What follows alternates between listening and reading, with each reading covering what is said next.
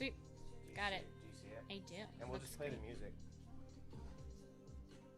for now. Although we're still getting set up here, people. So if you're tuning in now, Perfect. this is the pre-funk, the prequel. Oh, that looks so good. Does it? Yeah. I'm loving that. So so we can turn our volume off on our computers, but we can use it to monitor Right. if there's people in the chat or whatever. Oh, I really do want to like get like engagement and Yeah.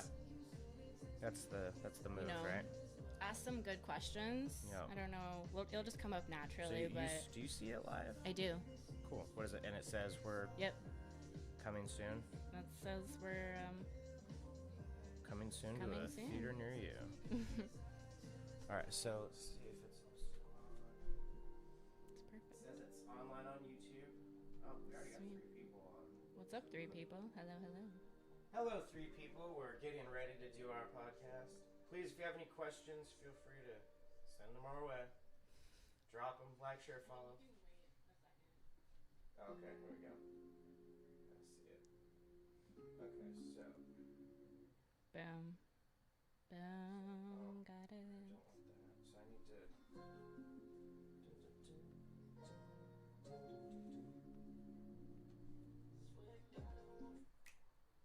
Oh, I was just about to like vibe with that. If I click, I can't click on. So you're gonna actually need to. I can't see the. I can see it. I'll control Okay. the music, and you can Yeah, control. I can get and the then comments yeah. and And we can start a watch party too, right? Yeah. Okay, that sounds good. Actually, once we start going to like, if the music's going. Your buddy Russell Miller says you owe him a date. All right, Russ. Hey, Russell, can you hear us? All right. Let us know if the levels sound all right.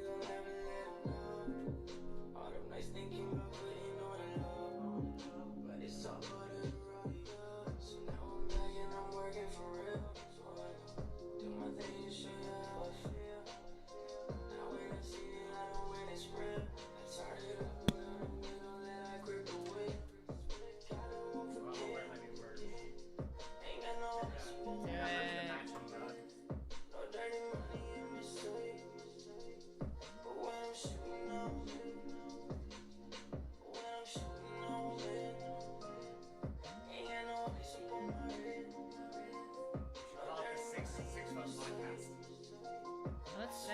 6-foot podcast. Yeah.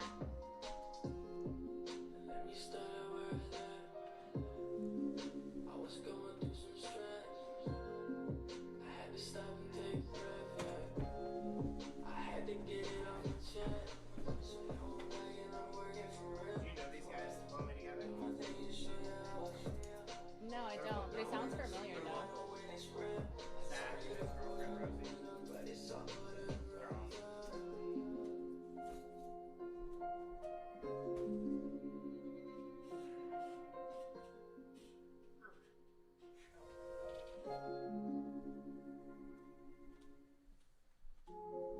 This is Lonely Together in the building. Safe travels. Thanks everyone for hanging out. We'll be live in just a few minutes. Hey. Hey. Damn, there's 8 people already.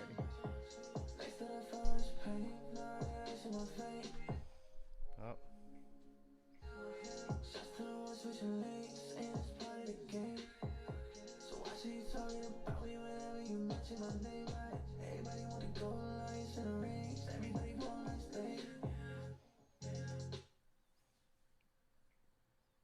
Whoops.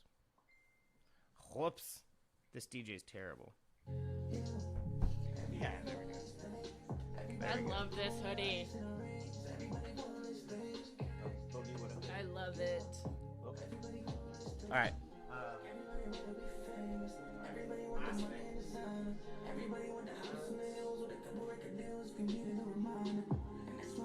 Bellingham hat.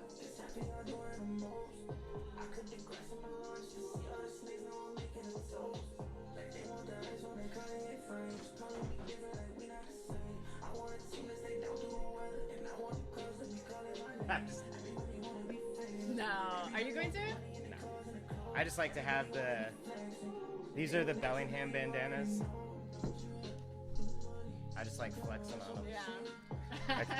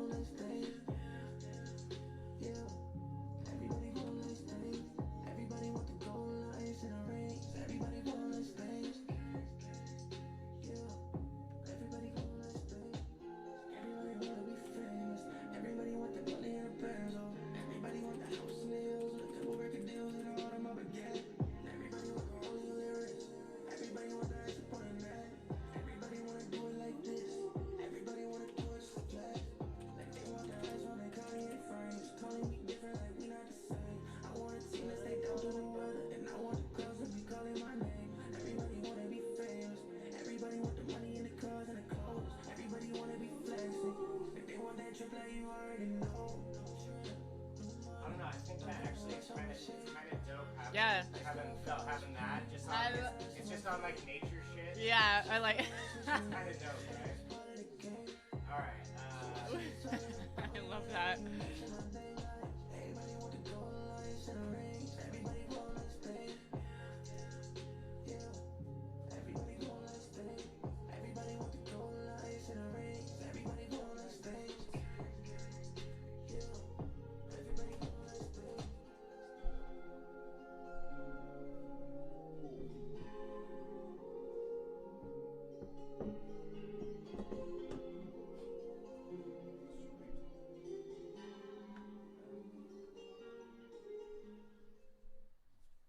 Safe Travels in the building. You're listening to the Mike and Viv show here on everybody? Internet Radio.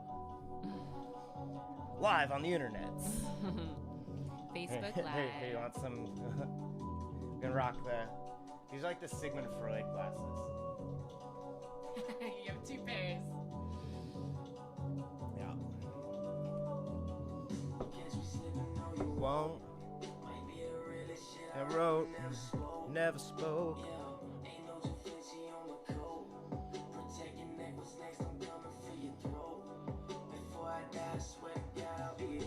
Could do Facebook Live or Instagram Live too.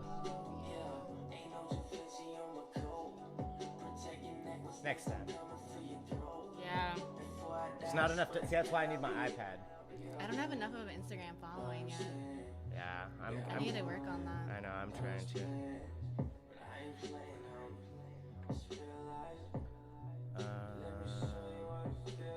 All right. I'm ready. Feel ready, yeah. Yeah. So, see, this is where. Okay, hold on. I need to see. 1 second. 1 second. I need to be able to change this from my phone to that. Instead of having to go up and do it, I want to be able to press a button on my phone and have it. Can you do that? We're about to find out. I mean, yes. You just go on the app? Yeah. No fancy on the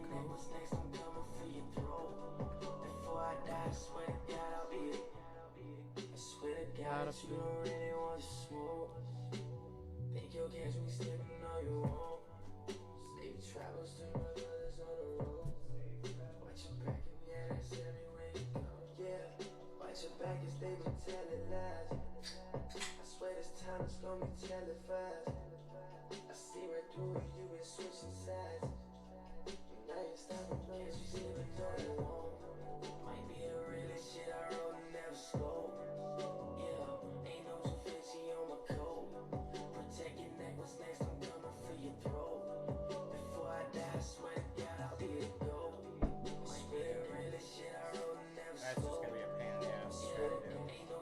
I'll just do it manually.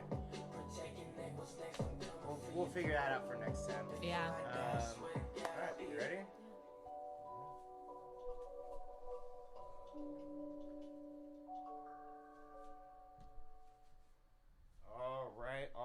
Alright. Fade the music. listening to the Safe Travels here on the Mike and Viv Show. Welcome, everybody. Hello, hello. Hi. Welcome to our show. Hi, Vivian. Hello, Michael. This is the 6 Foot Podcast. We have laid I out. think we did a pretty good job. We did, yeah. I feel like. I mean, this is like it's about 6 feet. Yeah. Normally we would be a little bit closer, but We'll be okay. This kind of worked out pretty good. So These times call for us to adapt. I agree. That is for sure. So we're adapting. We are adapting. And we're doing the podcast. And we're having fun with it. I know. So that's kind of works out. It is. It's so much fun. Awesome. Well, we've just been getting all set up here this morning and ready for this fun little adventure in podcasting. We did a podcast together last week via the interweb. We did. Yep. Worked out pretty good. It did. Yeah. It was fun. Yeah. And I love doing that. And definitely like Zoom and all these different apps have made it easier. So easy. Yes. But like there's still just something about being in the same room as somebody. Yeah, right? definitely. So yeah, we're definitely we're making sure we're safe, but I think people are starting to get ready to like get to this phase 2 of like phase 2 is coming up. Let's try to reconnect with people a little bit and just be really safe about it. So yeah. Last time we talked, I was surprised. I think I was expecting to maybe talk for like 30 minutes, but I think we talked for about 2.5 hours. Yeah, it was about 2.5 hours. And I was like, wow, this. We got to the point where we're like, okay, we should wrap it up because once we got to the metaphysical stuff, and we were talking about the universe being infinite, and we're like, what, is this a business podcast? What are we talking about? But I mean, it is like we try to talk about different stuff. Well, you kind of have to just let the conversation flow too. True. Like if you're, talking about business, it is pretty easy for that to fall into like consciousness or spirituality or practices. It's all really tied together, right? Like, yeah, man. Tell me about your hoodie and your mug right now. Thanks, I didn't even notice. Oh yeah, they match. They both match? They do, what? yeah. So this is actually, I just got my merch in for my company, Waking Eye, which is my entertainment company. It's sort of the division of more like the music and hypnosis part, which I've actually recently decided I was going to sort of merge those together a little bit more. I've been sort of keeping my music production and my hypnotherapy and hypnosis stuff a little bit separate. Yeah. And I realized recently after reading the book Outwitting the Devil by Napoleon Hill, which I highly recommend for anybody to check out. Most people have read Think and Grow Rich by Napoleon Hill. It's a classic. Right. But this book he wrote, and it actually was banned when it came out. It's an old book, it's an old right? book. Like it's from like 50s? I think it's from the 30s, actually. Oh, wow. Maybe later. I'd have to double check. But it was early, right after the Depression. Yeah. So very topical right now. There's a lot of stuff he talks about having come right out of the Spanish flu, right out of a depression. Like, so it was, but he talks a lot about hypnotic rhythm. Oh, interesting. And I've always, talked about hypnosis and rhythm and stuff and how those work together. So yeah, I'm kind of fusing those a little bit more together. So this is the merch for the company. It's actually, this design is called Flip the System. So basically, most people have heard, like F the system, right? Right. But like that's not really possible. Yeah. I mean, it is, but like I don't really think that's your vibe either. No, I'm like, not. F No, the system, I don't.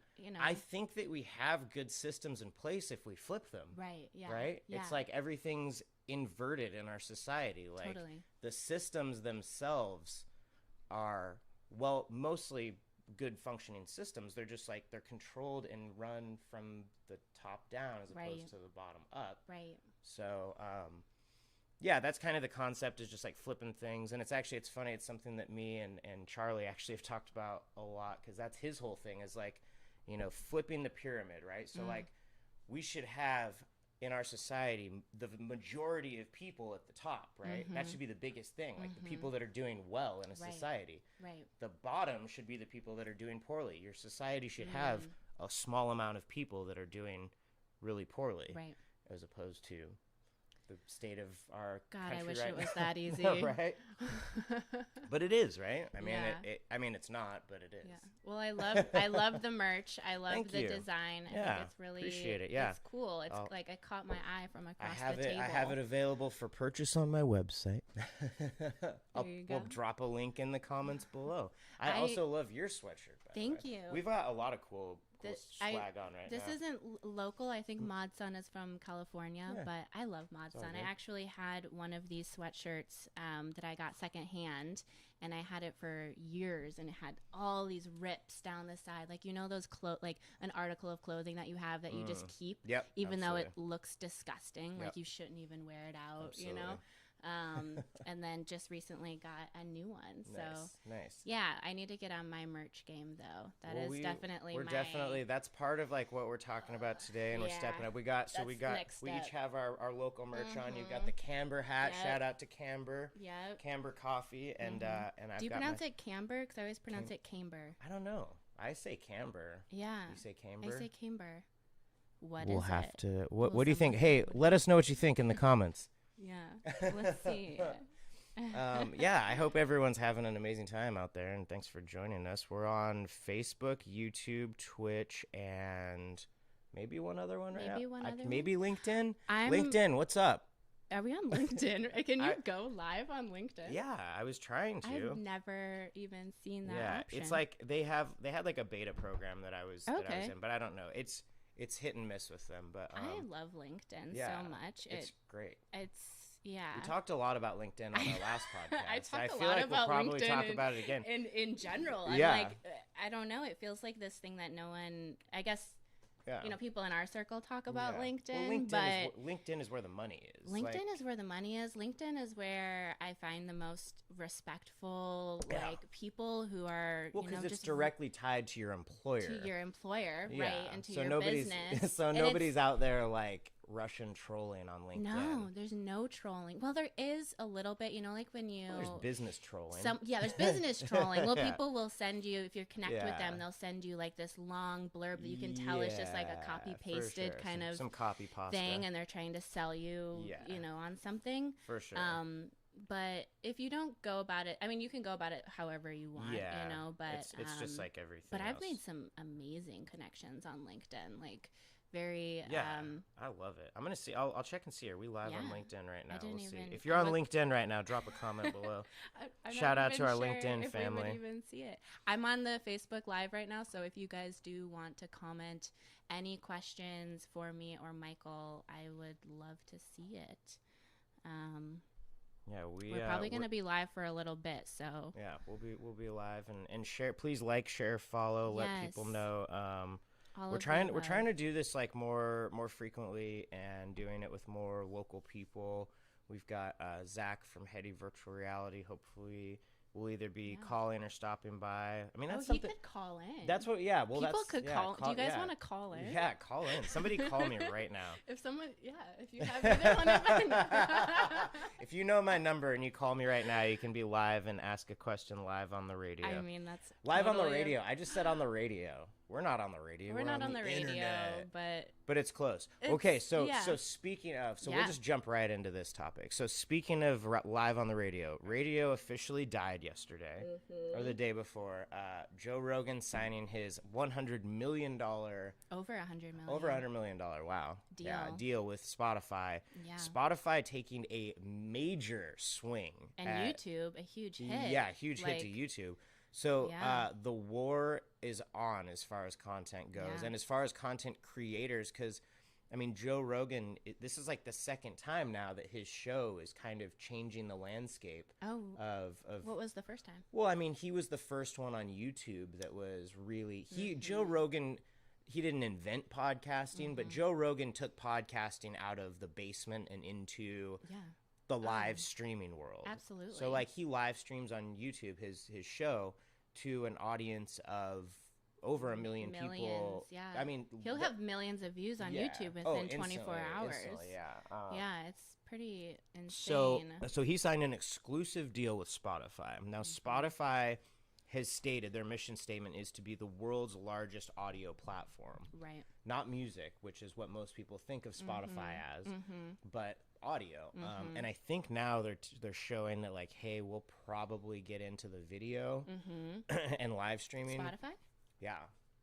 I think Spotify is gonna. That's kind of if Joe Rogan show is gonna be on Spotify. Yeah. That means it's gonna be video because his yeah. show is a It's video all video platform. So yeah. How else would you see Elon Musk's exactly. How else would you get Right. that type of content?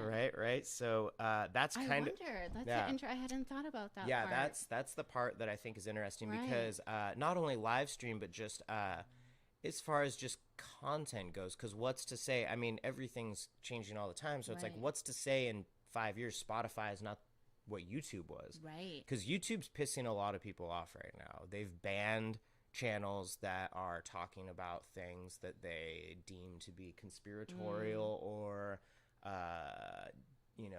damaging to, and it's a fine line to walk with that because then you're censoring.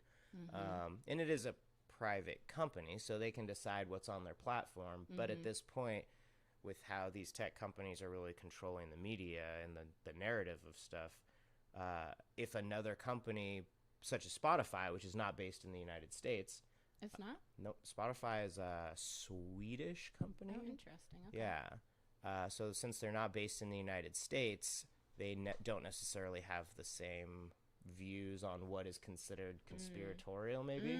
Interesting. You know what I mean? Yeah. Their business interests definitely. aren't the same. Uh-huh. So yeah, it'll be interesting to see. It's an interesting move. I'm curious how YouTube is going to be affected because that's, a big player for YouTube, and I'm sure YouTube is making a lot of money off of Joe Rogan. So. And I think that it opens the floodgates of exclusive content with people like a Joe Rogan or a just other people that have sort of that YouTube platform that's really big, or maybe they're on like Twitch. So Twitch, the video game platform, which I think we're live on Twitch right now as well. Ooh, are we? I think so. Yeah, I sent it out there. What's up, Twitch? If you're on Twitch right now, drop me a comment. Also, if you are on Facebook Live, I am looking at all of the comments and stuff, so feel free to just say hey or let me know if you can hear us and everything's looking good. Yeah. Any questions as well? Yeah, we love questions, anything. We would love business to interact. or apps or oh man, I don't know. I don't even want to say the P word, pivoting. Pivot. Yeah, just I mean anything really. Like this is sort of an ask me anything, right? Like this is kind of like we just want to just have an open discussion and just talk about stuff and just we'd said like what was it? Business, tech, culture. Yep. Like those three things, totally. Right? Like we're into all three of those, and I think that that they're all intertwined at this point because business and tech obviously are interconnected, but culture is so important because marketing is culture, right? Like if you don't know the culture, you can't market. No. We were talking about the importance of merch and how merch will never go out of style because people always need clothes and they always need fashionable clothes, and fashion always changes. And that's not a bad thing. Like I think that it's part of like innovation, right? And I think clothes and fashion and functional fashion and wearable tech, that stuff. I mean, we're both rocking the sweet shades too. Like we got matching shades glasses, right now. Yeah. They're like shout out Vision shades. Yellow tinted, like you know how it makes everything just look really sunny and happy. It is really nice, right? I feel like these would just do really well in Bellingham in general. Like we'll definitely so gloomy. We'll bring on the Vision guys here sometime on the show. Yeah, we'll have the Vision team. I would love that. Yeah, so and anybody that has like a local business, either Bellingham or on the internet, like anywhere, like that's another thing we've been talking about is like the acting locally, thinking globally kind of deal. Like this podcast and kind of what we envisioned it to be was a Bellingham sort of local podcast, but not that like we would want people that are not in Bellingham to not listen, because these are things that hopefully we can share that you could take to your city. Yeah, absolutely. Because Bellingham, so people that aren't familiar, if you're listening from outside of Bellingham, like we're here in the Pacific Northwest. And it's a very, very tight community of people, I feel like we're very locally centric Definitely. to begin with. Yeah. We're a little bit removed from Seattle and from Whatcom County is its own little ecosystem. About 2 hours north of Seattle. And I feel like we already sort of are leading the way in some of that forward thinking of like, let's really make sure we focus locally and, you know, maybe spend a few more dollars here and there to support local. Because we know that when the money stays in the community, then, you know, it raises all ships or whatever. Everyone does better. So yeah, I mean, that's kind of the ideas that we're looking to have conversations with local people about local stuff, but that it is something that hopefully translates further out, and so other communities can benefit too, because it's going to take all of us coming together to get to this next phase, and through this next phase, hopefully healthy and doing things in a better way. Yeah.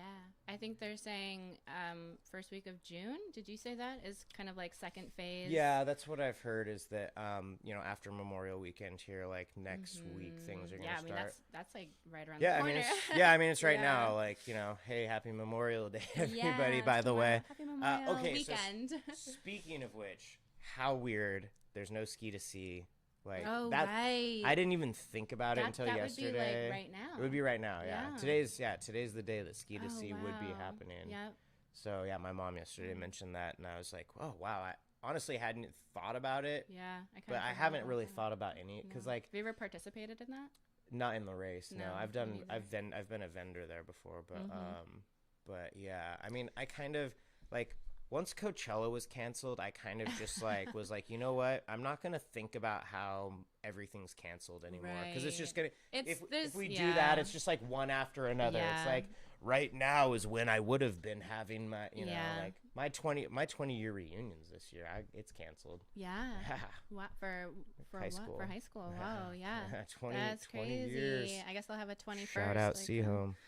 Crazy party. Yeah, I mean, it's a bummer, but I feel bad for kids graduating right now too. It's right. I just saw a video the What a other day. It was bummer. so strange. It was like a graduation platform, right? Like how they walk across, and then but instead it was like this strange AI robot. And what they did was they took like, it was so bizarre. They put like a cutout of all of the students' faces, and they would just go and tape this cutout of their face as this AI robot would walk back and forth over the platform. It was kind of bizarre. That is so bizarre. I would, if I was like in that class, I would probably just be like, I'm good. Yeah, no, I think I'll just get my diploma online, and yeah. I don't need my face on a strange robot. Right. Oh my goodness. It's all so strange. It is very strange right now. But I'm really excited for just what's to come. Yeah. You know, and I think that like being in that space mentally that's kind of where to be. Yeah. For me at least, instead of holding on so much like, oh, this was so shitty and this was so crappy, and you know, I do see a lot of people really digging their heels in that emotional space. Like they want to like dwell in the pain and really like you know, just a lot of complaining. I know we talked about this last time we were together, but staying positive about it. Like at the end of the day, what's the point in finding and really highlighting on all the negativity of it? There's and that's not to say to not take it seriously or to not, you know, do all the correct precautions and be responsible. But there's a difference between responsibility and just being a pessimist and just being heavy as a person. Totally. You know, and through this, I've really kind of weeded out the people who I gravitate towards, and there's some people I'm just like, I don't really want to talk to you because we have such different opinions about the situation. Yeah. Well, and it's not even like talking, but it's being around people. You know what I mean? Like I can listen to people's opinions and viewpoints and stuff, but like, you know, the saying that you're like the sum of the 5 closest people that you hang around with. Like, you know, if you're constantly getting fed negative thinking and negative energy, like eventually it'll wear off, and you may not even like change the way that you're thinking about stuff, but the way you behave and act can definitely change. Yeah. And I know, I mean, for me, like, I went through the roller coaster of emotions when this all first started, and then, like, as it leveled out, and, like, you know, like, at first being, like, very much, like, trying to follow the news and being, like, up to date with everything that was breaking and all that, and then I finally was just kind of like, I think I just need to step back and let go. Totally. And it was so game-changing, because it's like, you know, that world all still exists out there, but I'm just not focusing on any of it. And what I've been focusing on is, like, myself and my own positive growth, and, like, spending this time. Like, I've never had 45 days off in a row. Right. Like, what was that? Like, you know, and I've just been like, okay, like, let's make the best of this moment, because it's never happened and it's never going to happen again. Yep. Which is true for any moment. Right. Every moment is unique. Every moment is beautiful in that respect. But, like, talking about just everybody being in the same boat on something. And hopefully that experience for all of us, we now have a little bit more empathy with what each other is dealing with, and we move forward in a positive light. And I think we will, and I think that's kind of the goal of stuff like this, right? Like, that's the goal of our podcast, is to spread that. Yeah. Right? Totally. Right? Yeah, I mean, Let's talk about problems, but let's have solutions, right? Like, let's talk about the problems. Let's not pretend they don't exist. Right. Because I think that's kind of the problem, right? That is sort of the problem. The problem is we don't want to talk about problems, because people just get so fired up. Well, there's just nowhere to go. There's nowhere to go from that space. Well, you know, but downward spiral. And eventually, once this is all over, we're all going to have to claw ourselves out and come back to some status quo at some point. So, you know, kind of might as well start that now, and at least, I don't know, everyone is in such a different situation. So I've been very, very careful to not make it sound like my situation and my place is everyone's. Absolutely. Like, for me, I'm, you know, an entrepreneur. I work for myself. You know, I'm affiliated with different teams and different companies, but I don't work at a restaurant downtown.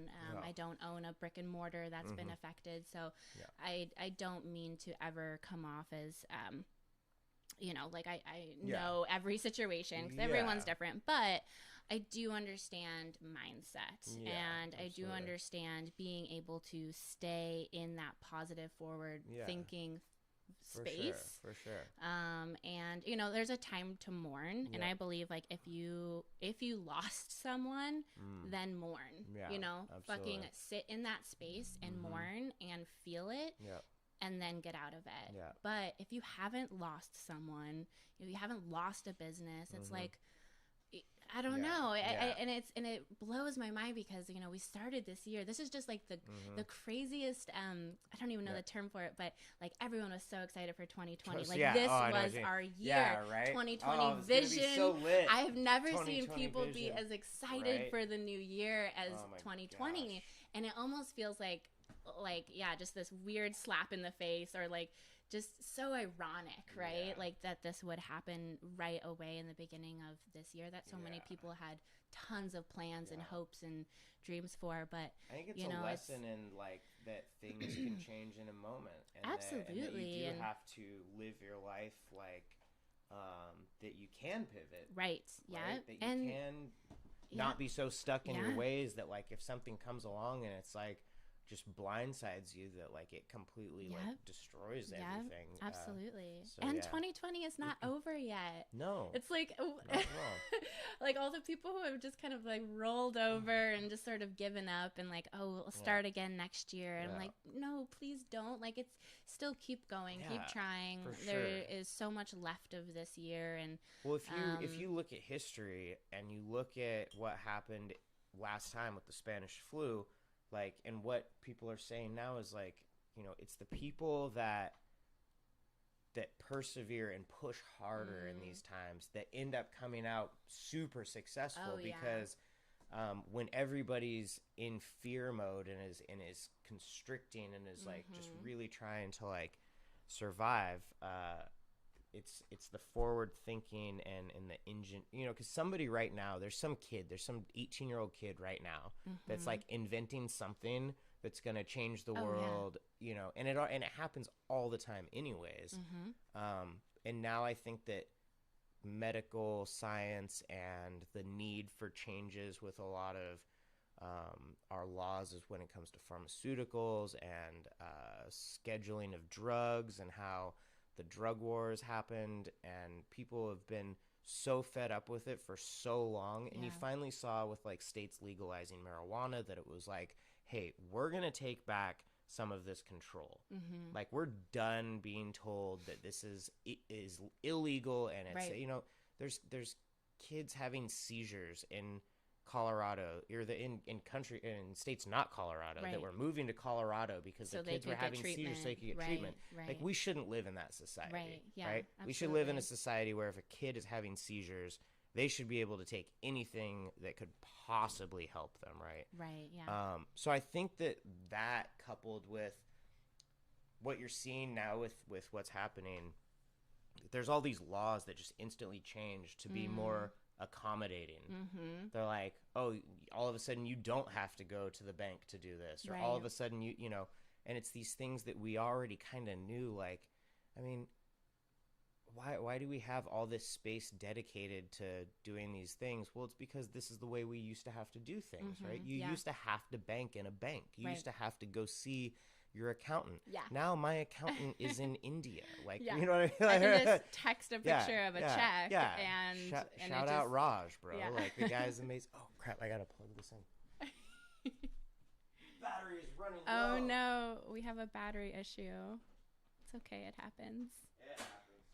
How are you guys doing? How is Facebook Live doing? Let me check in on this. Make sure I got an extension that's long enough here. Your friend Russell said, you still owe me a date. Yeah, Is that Russ? You know him? Yeah, I know Russell. What's up, Russell? Shout out, Russell. I do owe you a date. Coffee date. You should come on the podcast. You know Russell? I don't think so. Russell's the man. I don't think I know him. Russell is the man. He does all sorts of fun stuff. We'll definitely have a conversation sometime. And I do owe you a coffee date. So Gabriel said I look like Felly. Who's that? Felly? Does he mean Nelly? Do I look like Nelly right now? I don't know. Maybe. But he said it with an F. F-E-L-L. Felly? Felly? Who's Felly? Felly Cell. I don't know who Felly is. Oh, also, so we were playing Safe Travels and Lonely Together for the intro, and I just want to shout them out because Safe Travels, Lonely Together, if you don't follow them already on Instagram and Spotify and all that, you want to do that right now. They are going to be, no joke, I'm saying this right now, I'm calling the shot. Like, they are going to be so big in the next year. Like, this time next year, you'll be like, oh, everybody knows Lonely Together. Oh, okay. Yeah, for real. Sweet. I'll have to check them out. What is their name again? Lonely Together. Lonely Together. Yeah, shout out to Zach and Rosie at Lonely Together. They're the cutest couple in Bellingham. Aww. They make music together. They're just so adorable. They're so talented. So, yeah. I love that. I'm actually mixing their new song right now. It's going to win a Grammy. I'm pretty Really? sure. Pretty sure you guys are going to win a Grammy. Aww. So, start writing your speech. I just got a text message from my mom, and she said, "Where can I watch your podcast?" Where can I watch it? And that's the beauty. Mom. You can watch a podcast on the internet. I might need to take a phone call from my mom real quick. There you go. Do it. My mom called right before we went online. Moms always call. I know. Just at the darndest times, I swear. It's either like if you're having sex or you're like, I don't know. It's just like at the worst times, you know? Like, it's my mom, and she normally doesn't call right now, so like I might need to take this. Like, and the girl's just like, okay, yeah, I get it. Wait, what was that? What, are you on a treadmill right now? It sounds like you're out of breath. Honey, I need help with the internet. Okay, what did she okay. need? My mom Mom, I hope you're listening right now. My mom just called. So both of our moms are probably watching this. Shout out to moms. Right, shout out to moms everywhere. Happy Mother's Day, and and go almost Father's Day. And almost, yeah, that's true. Yeah, that's coming up too. I released a song on Mother's Day for my mom, and it's on Spotify. It's called Mama's Boy. Dear Mama, Mama's Boy. I think it's called Mama's Boy.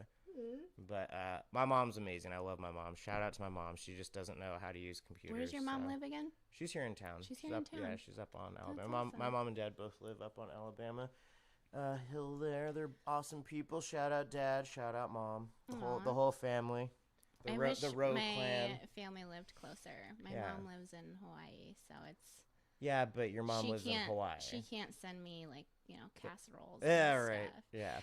But your mom lives in Hawaii, so when you visit your mom, you go to Hawaii, right? Yeah. So there's that. Yeah, there's that. We were talking on the phone the other day because I'm always wanting fruit. Like, I love fruit so much, and Hawaii is just a mecca of fruit, right? She can go into her backyard, and there's just mangoes and papayas and kiwis, like all of it there. But you can't send any fruit from Hawaii to the mainland. It's just against the law because they think that you could be transferring diseases or something. Totally, yeah. So, but there's the one thing you can send is a coconut. So we were talking the other day about sending me a coconut, and she's like, "Well, honey, the coconut would be like $40 to get to you." I'm like, "Well." Well, now you know if you ever need to send contraband to Hawaii or from Hawaii, I guess. I'm like, could you put something in the coconut? Yeah, just drill. I actually just cracked coconut. I'm a huge coconut fan, and also I love fruit. Like summertime. Oh my god, I made a fruit salad. Hawaii. Okay, so I love Hawaii. My parents met in Hawaii. Shout out mom and dad again. They met in Hawaii. Yeah, my. Well, that's so interesting. Yeah, it's a fun. We'll tell that story a different time. We'll have my dad on the podcast. He's good at telling that story. Hey, also, I just went live on Live It too, so I got my Live It live stream down here. So perfect. I don't even know where to watch this right now because it's like all over. Oh yeah. But there we go.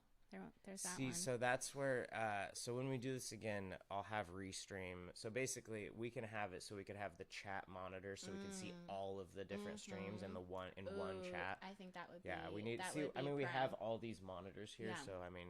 This one is playing our animal, and like now it's like in caves. So I think that this is pretty important that this stays here. I forgot. I forgot I have that camera too. See, we could totally have like multiple cameras and. A moment ago, it was showing this clip from something that I'm pretty sure is from Netflix that I've fallen asleep to for the last week straight. I'm kind of obsessed with underwater, like deep sea stuff. Oh, really?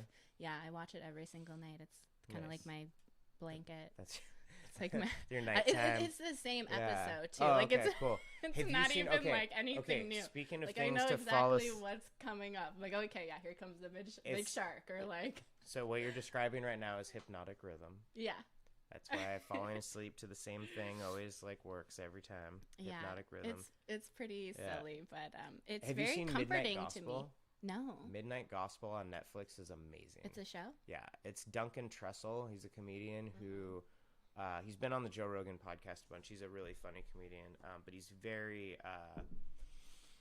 what's the word? He's out there. Like he's a big tripper. Like he's a psychonaut. You know, he takes psychedelics and goes on those adventures. And the whole thing's very trippy. But it's basically a podcast that they animate and turn it into like this whole animated episode. But like the first episode was Dr. Drew. I feel like I have seen this. Yeah, it's real weird. It's on YouTube. Yeah. No. It's on Netflix. Oh. Yeah, it's on Netflix. He signed a big deal with Netflix, I'm guessing. So I saw this. It just came out on Netflix. I'm forgetting what it's called, but it's all about drugs, and it's all these famous people talking about their the psychedelic one. Yeah. Yeah, talking about their drug experiences. Well, so that's the thing. So you're seeing it happen now on Netflix, and Netflix sort of dictates culture at this point, right? So you're seeing on Netflix, they have the cannabis cooking show, they have the psychedelic show, they have the Midnight Gospel. Like they're pushing pretty hard towards this. Which is also like maps they're trying to legalize mushrooms and other psychedelics for therapeutic use, which again, like, how is it 2020? How is it 2020 and mushrooms are still a Schedule 1? Just Schedule 1, people. Like, if people don't understand scheduling and drug scheduling, like, go on Google right now and look and see what is a Schedule 1 drug, which is considered by the federal government to be the most dangerous drugs that are possible, right? Which include marijuana and mushrooms, which I think most people understand are not as dangerous as Oxycontin, which is a Schedule 2 drug. So according to so our interesting. according to our federal government, OxyContin and meth are both Schedule II drugs. I mean, anybody that's seen somebody on meth knows that that is way more detrimental and to your health and to society than marijuana. Right. Not to say that there aren't negative effects of any drug, all drugs, they all have negative and positives, no matter what the substance is. And that's actually what Dr. Drew and Duncan Trussell talk about on Midnight Gospel, is it's people's relationships with these substances. Coffee can be a addiction for a lot of people, right? Yeah, it is. There's people that literally cannot like function in the morning without caffeine And sugar. Especially sugar. We were just talking about that. Yeah. So, I think addiction and our habits and all of these things, that's really the thing that we need to focus on, less on the substances, right? But like fostering good relationships with these drugs. And I mean, where like how I grew up, I would say a majority of people is, kind of embarking on that journey alone or with other peers of the same age who are also not experienced, and then often having like a really negative experience or just not. I don't know. There's just we've made it all so criminal. Yeah, there's very little like consciousness behind it. Well, like okay, so here's an example. So MAPS, that are trying to like basically allow people to use mushrooms for medicinal purposes.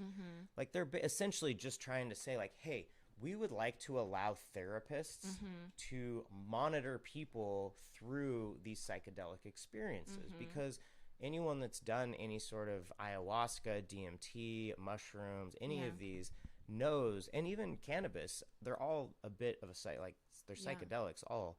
And sometimes you have these very, very transformative experiences that are not fun at all. Like you're not having a good time. Have you done ayahuasca?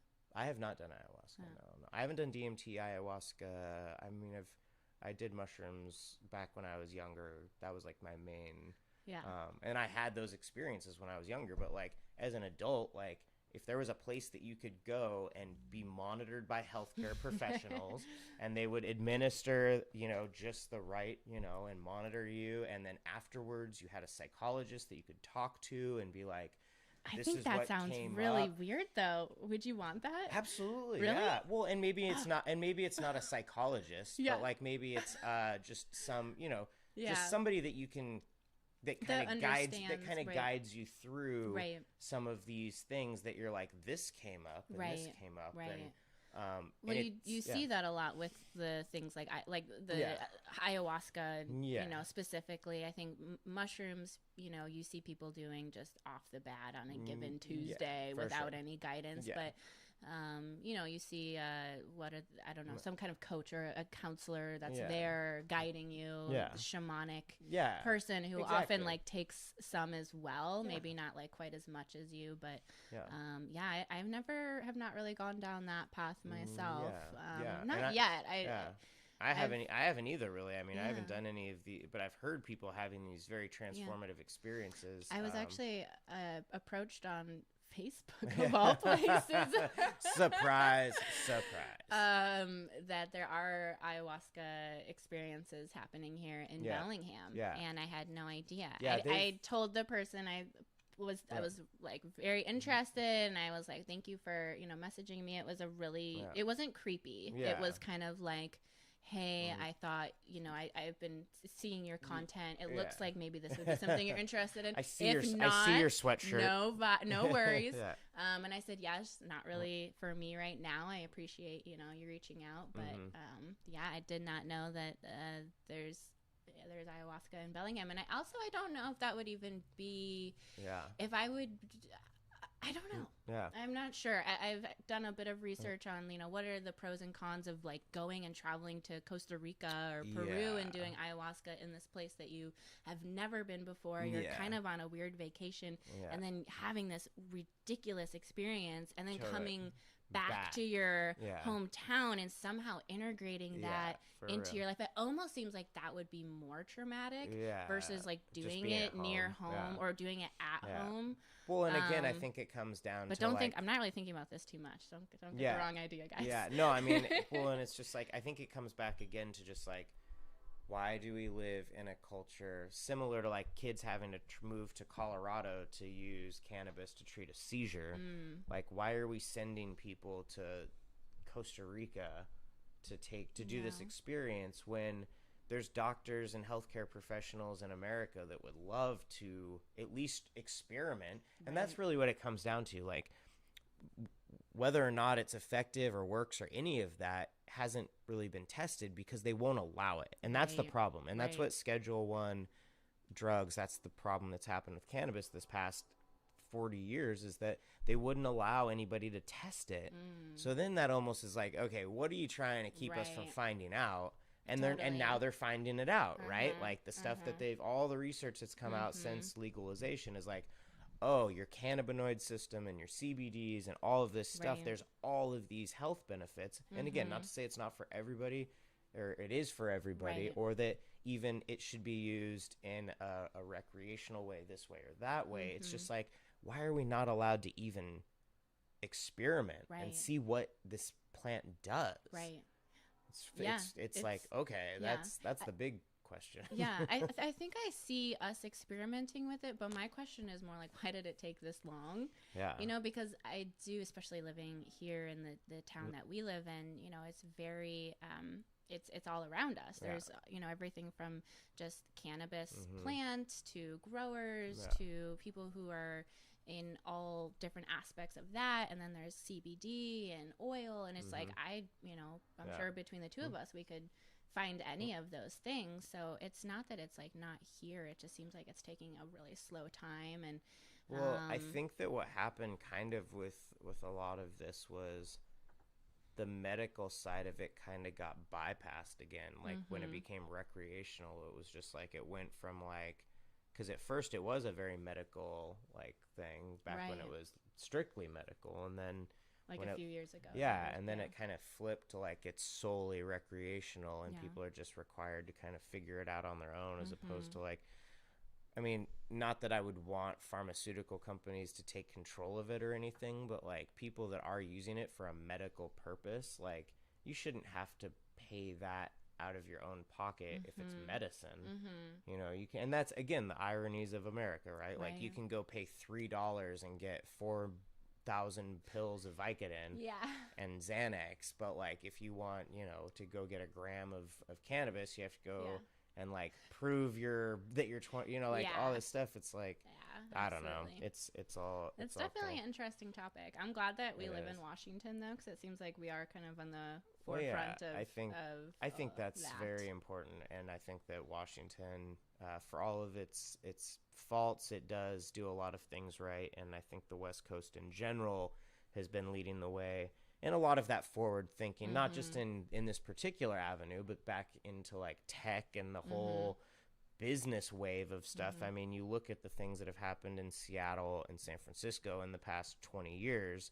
I mean, we're definitely leading the charge. And I know that us both being in the Northwest, like we see the talent around us. We know that there's, you know, tons of people in this region that just are very forward thinking, very solution oriented, very kind to each other. I mean, I know Seattle gets the bad rap of like the Seattle. Yeah, like I feel like we get a bad rap we for live being in the like nicest area. Yeah, that's like... what I'm saying. People are always like, I hear people in Seattle like don't smile, and it's like, well, I mean, we're smack dab between Seattle and Vancouver, both of which are like the kindest, sweetest cities. Sorry, both very clean and like. Yeah, shout out to Vancouver. I miss you guys. I miss Seattle. I feel like I haven't actually. I have not been to Seattle, even though it's so close, in like what, 3 months or something. I don't even remember. What are you gonna go do? Just go to drive down and. I mean, I wanted to go down when this all first started. I want to go roller skate. Yeah, I know, right? I want to go to Westgate.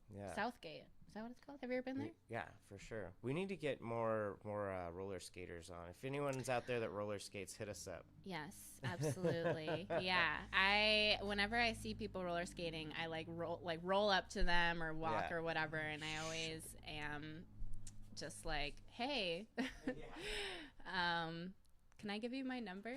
Because I want to have like a posse, you know, I want to get like a squad of people and that's what I'm saying. just roll through all on roller skates. I think that would be so fun. And I get really inspired when I've been down to Venice. This last year, I went down to that area 3 times, which was such an amazing time. Every single time, I was always like, I want to go down to Venice and go down the strip and skate. And you see these people just skating in the sun, and it's such a vibe. They got like boom boxes on their back, and they're just smoking a joint, and like it's just so happy. And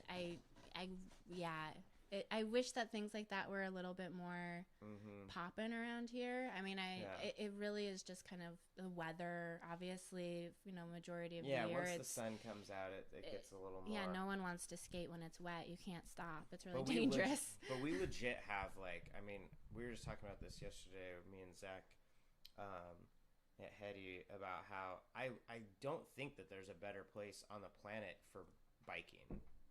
Really. Oh, yeah.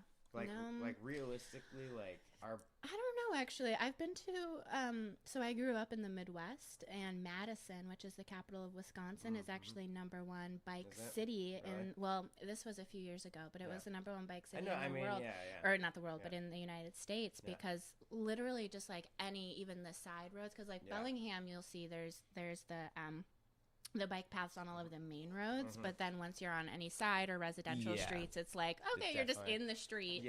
But Madison is dope. And actually Madison is where I got into bike polo, which I haven't seen out here at all. I actually saw bike polo one time down at Bike the polo parkade. is rad. Takes such strong lug muscles, because but you use like a fixie bike that doesn't have gears. So it's basically like, imagine regular polo, like, you know, where you're on horses, but instead of horses, you're on bikes, and you know, there's, I don't know, I think like maybe 8 people on each team. That sounds awesome. And you have these like the little the polo mallets. Mallets. You have like a mallet. And then there's a ball, and you're on these bikes, and it's crazy because you're like having to maneuver your bike so well. You know, like when you see those people at the stop light or whatever, and they're able to just like sit there like without putting their foot down. Like, how do you balance like that? How are you able to just hold yourself up? But yeah, my buddy Reese says I skated once. I skated once. What's up, Reese? I love you, Reese. But yeah, I do like biking out here. I just recently got a bike, which was great, and then I just got my bike stolen. Oh no. Shout out the dude who stole my bike. No, that's so shitty. Did you have it locked up? Yeah, it was. Wow. But it was a crappy lock. Yeah. Whatever. So I bought this Schwinn. Ooh. It's a 70s Schwinn. Nice. And took it apart, and then I had Taj.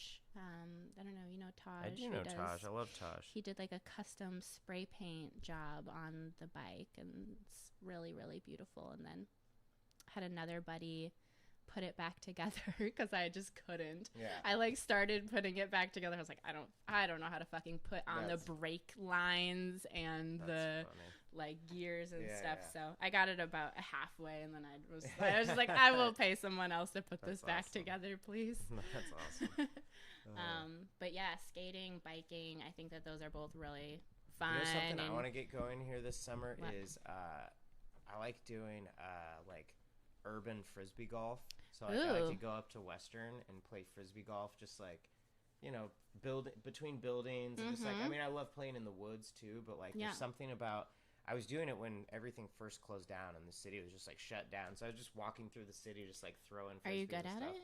not really. I'm Yeah. pretty bad at frisbee golf. I suck at it. But We should play just sometime. fun stuff. Yeah, Yeah. fun stuff to do this summer. I know that there's a big push right now in Bellingham to get a drive-in theater going again. There's a web Facebook group, get the Samish Twin Drive-In Actually, going. I heard about that yesterday. I heard that they're doing something today, talking to like Western maybe or something. So hopefully there'll be some progress. I think that'd be super cool to have. I mean, Wayward Park, there's a huge place down there that they could do drive-in movies maybe. I know there's logistics. The only place I ever saw that was in Fairhaven, where they do. Well, it's not a drive-in, but it's just you go and you sit outside. Yeah, the lawn. Did you ever go to those? Mm-hmm. They were so crammed. Oh yeah. See, like I was literally was on time. Yeah. And just you're sitting like you just have to kind of find this tiny little like maybe 1 foot by 1 foot area. Yeah. Totally. So many people were at that, but honestly, like that was cool. even just thinking about it right now, like so drive-in theaters are obviously a great idea, but like whoever figures out how to really, there's an app called Netflix Party that's like it does it all right, but like if you could have just movie nights where everyone could watch the same movie like from their own wherever they want to be. You could be in your car, you could be at your house, you could be like like ways for having multiple people to tune in on it. But I always try to coordinate that with my friends, but it just never works out. I'm like, hey, we all have Netflix. I'm going to watch this at this time, and we could FaceTime while we watch a show or a movie, and it just, I always feel like I'm alone. Me and my ex used to do it every once in a while, where we just like text like I'm about to watch this movie, and we'd start it at the same time. And that's like a sweet long distance thing for sure. But like it would be nice to just be able to have like the same, you know what I mean? Like if I could watch my TV and then in the bottom corner see them like reacting to it, because that's the thing, you want to see people's reactions, right? Yeah. But I mean, hopefully. Hey, what's up, Pascal? Oh, hey. What are you on? Is that Twitch? No, this is on Facebook. Oh. I didn't even look. I was going to look and see if it was on Twitch. Sorry, I'm ignoring my Twitch audience. And I'm also on Live It right now. And YouTube. Yeah. Oh, my Live It stream just freaking died. Let's see. Twitch? Are we live on Twitch? Shout out to Twitch. So there's some amazing stuff happening on Twitch right now. Wherever you guys are seeing this, you are more than welcome to comment if you have any questions or anything. We're live on like 3 or 4 different places right now. Yeah, we're up on Twitch there too. So shout out. We to love Twitch. talking about business and mushrooms. No. It's just it all works in together. It's all part of it.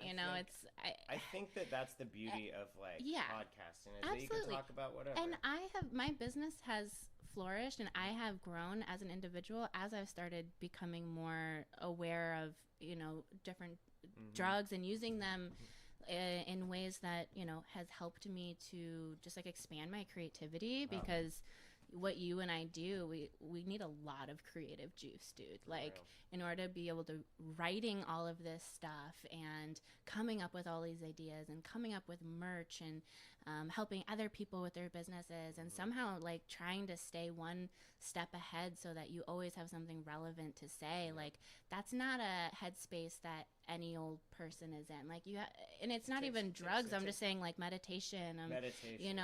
Having discipline and waking up in the morning and exercising and like really living as getting into this full stride, right? Like getting into this place where you're like, I can accomplish stuff. I'm in the zone. It's this. So for me, like, so when I like was growing up, like partied hard, did a lot of experimenting, this and that, and then when I like got sober and like I stopped doing everything, like I just went like from like way out there to like whoosh, to nothing, right?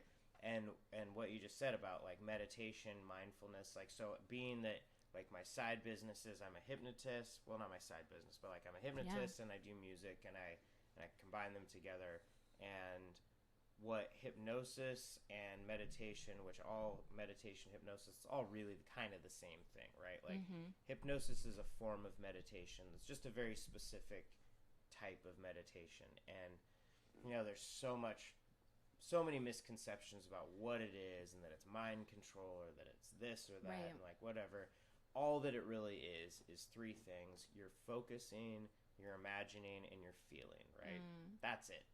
So what I started doing when I quit doing everything and I just like was like, I'm just going to be completely sober and I'm just going to like meditate and get super healthy. I stopped eating meat. I was like, I'm doing all this stuff. I'm going to be a spiritual warrior. And what I found was really what taking psychedelics especially, but any sort of really alcohol does it too, or any drug really does, is you kind of bypass your conscious mind, right? You kind of just go, so you have your super conscious mind, which is creativity, your subconscious mind, which is your just functions, and then your conscious mind, which is the voice that's like, you shouldn't do that because that's stupid. Right. Or that's a great idea. Absolutely. Right? So when you bypass that critical thinking with hypnosis, you basically allow your superconscious to be creative, your subconscious to do it, and you're in flow state, right? Yeah, flow that's state. That's what athletes or peak performers call flow state is hypnosis. It's the same thing.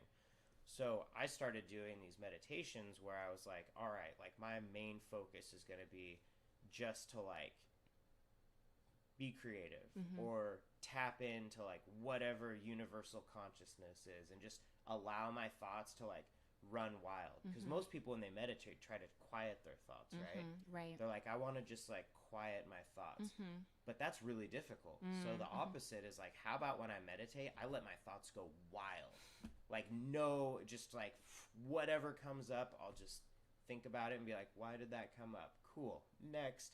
And you just let it just like go, right? And then when you're done meditating, like write it down or think about it, or just have like that thing afterwards where you're just kind of like, okay.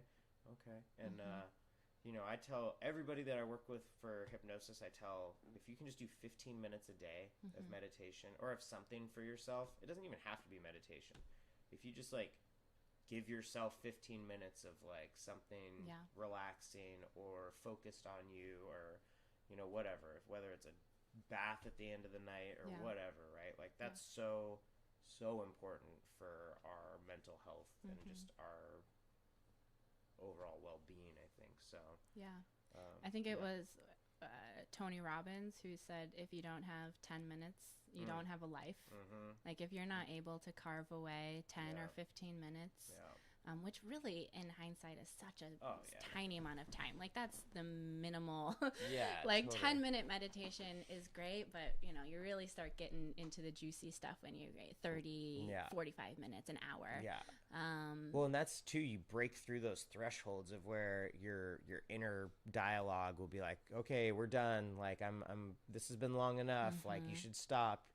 And like, it's like a runner's high, you know, when you're running. I mean, I hear people do this. I don't run, but like you push through that moment where you want to quit, and then you get through that, and then your body just like rewards you by like dumping a bunch of endorphins in, and you're like, ooh, okay, this is actually nice. It happens in meditation too, where you like, you break through that threshold and you're I think it happens in all kinds of things. It does. I actually personally haven't really experienced it physically, like through working out, just because I'm honestly not huge in working out yet. I want to get more into that, but I've experienced that high. Actually, recently we were talking about that. I experienced it with writing. Yeah, totally.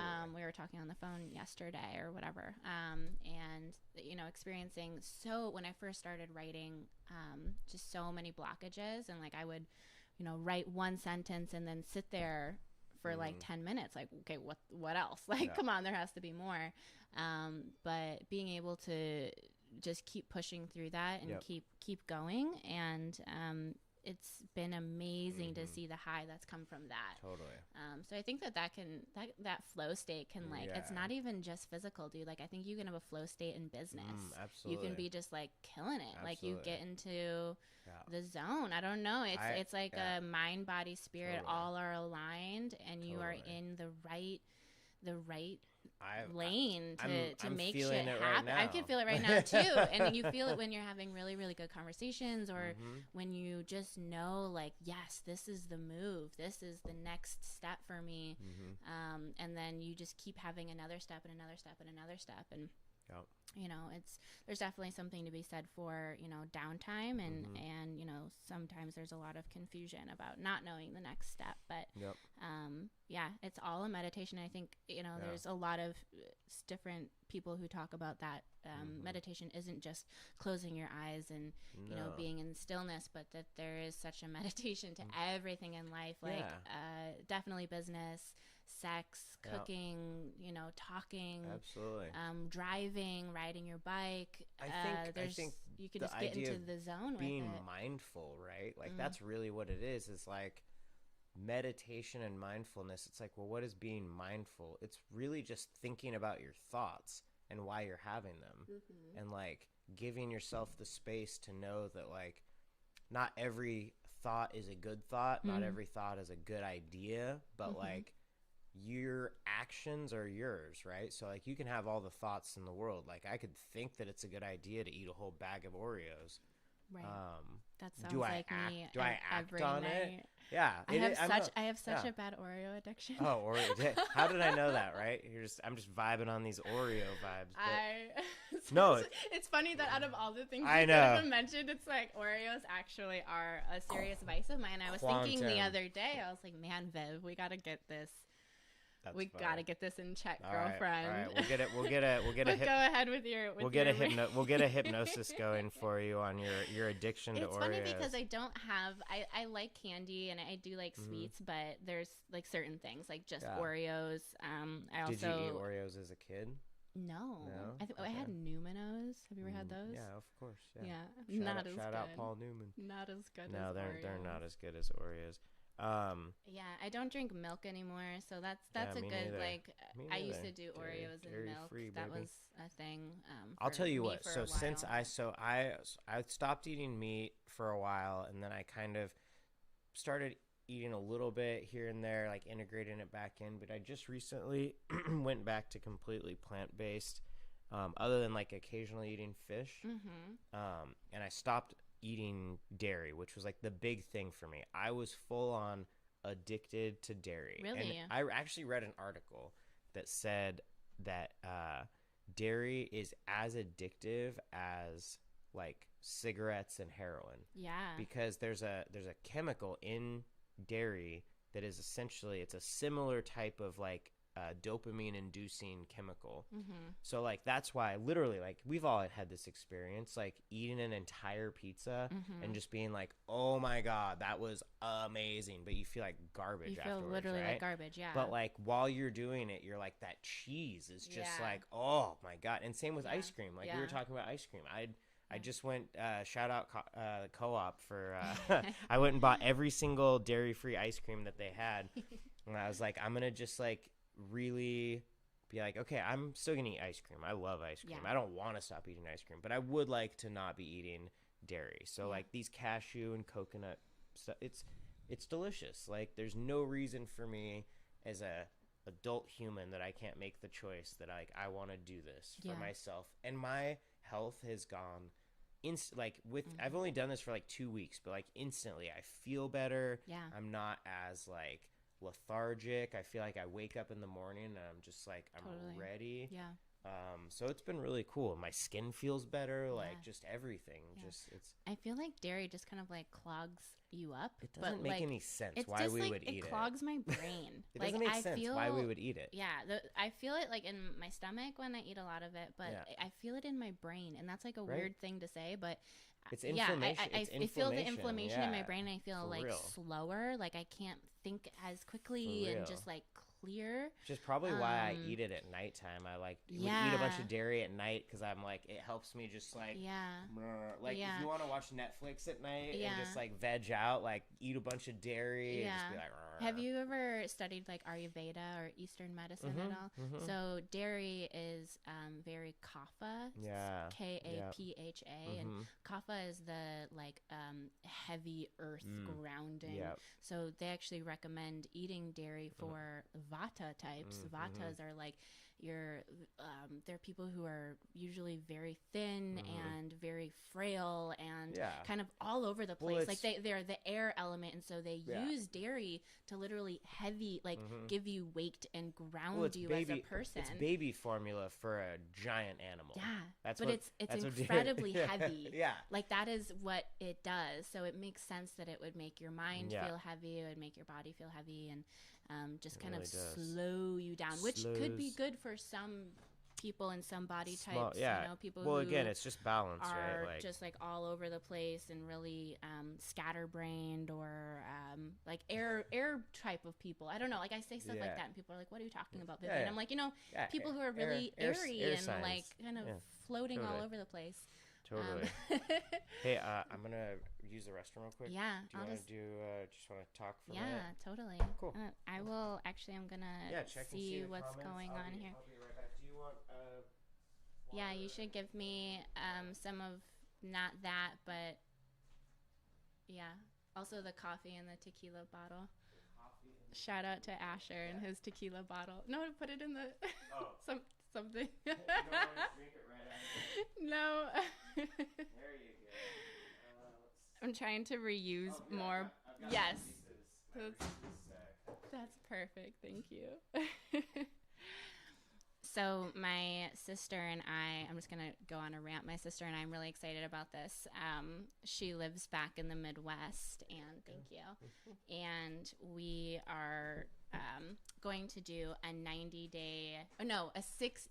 30-day challenge. First we said 90 days, and I was like, whoa, 90 days, girl, that's a lot. So we're going to do a 30-day challenge. So if you guys have any tips, if you've ever done something like that, please let me know, because I'm still trying to kind of figure out exactly like the best way. Like if you're trying to be intentional, maybe picking up like 3 or 4 new things to implement for 30 days straight, like what would you guys do? Things that we've came up with, one was drink a gallon of water every day for 30 days. I think that would be fucking amazing. And then 2 was doing a series of exercises. I don't remember what it is exactly, but I think it's crunches, plank, sit-ups, or crunches are the same as sit-ups, push-ups, and then one other one. And this thing, it kind of starts you out in the beginning. Say you do like 5 for one day, and then after 30 days, it builds you up to like 200 crunches or something crazy. Never done anything like that before. That sounds pretty intense. It does sound really intense. But I think, I don't know, I want to give it a shot. But I'm trying to figure out maybe a third thing. So the first one is drink a gallon of water a day. And then the second one is do these exercises every day. So if you guys can think of what would be a third thing that would, if you could do it for 30 days, like I was thinking possibly like waking up an hour earlier. Do a 15-minute hypnosis meditation. 15-minute meditation. Yeah. And then should I like all right, keep it going back up? Like start at 15 minutes and then like just keep it going up. and then 20. All right, you want to hear Thank my you. new you want to hear my new thing? Yeah. This I may have already told you this, but okay, so the 15 minutes a day was the thing that I've told all of my clients, like that's what I need, right? Yeah. I need you to give me 15 minutes a day, right? Right. If you really want to change something, 15 minutes a day should be like a bare minimum that you're willing to commit, right? Mm-hmm. But I still, there's people that are like, I don't have 15 minutes. Like I have kids, I have this, I have that. Like, and it's okay. I won't fight you on that. Mm-hmm. But so I'm reading this comment right now. I'm sorry. Yeah, go for it. Someone Reese said meditate, and then he said 90 is way too long. And that when you were in the bathroom, I was like, we were gonna do 90 days, but that's like 3 months. And for some reason, 90 days doesn't sound like that long. But then we're like, it's 3 months, girlfriend. Do you like, know how many days it is to form a new habit?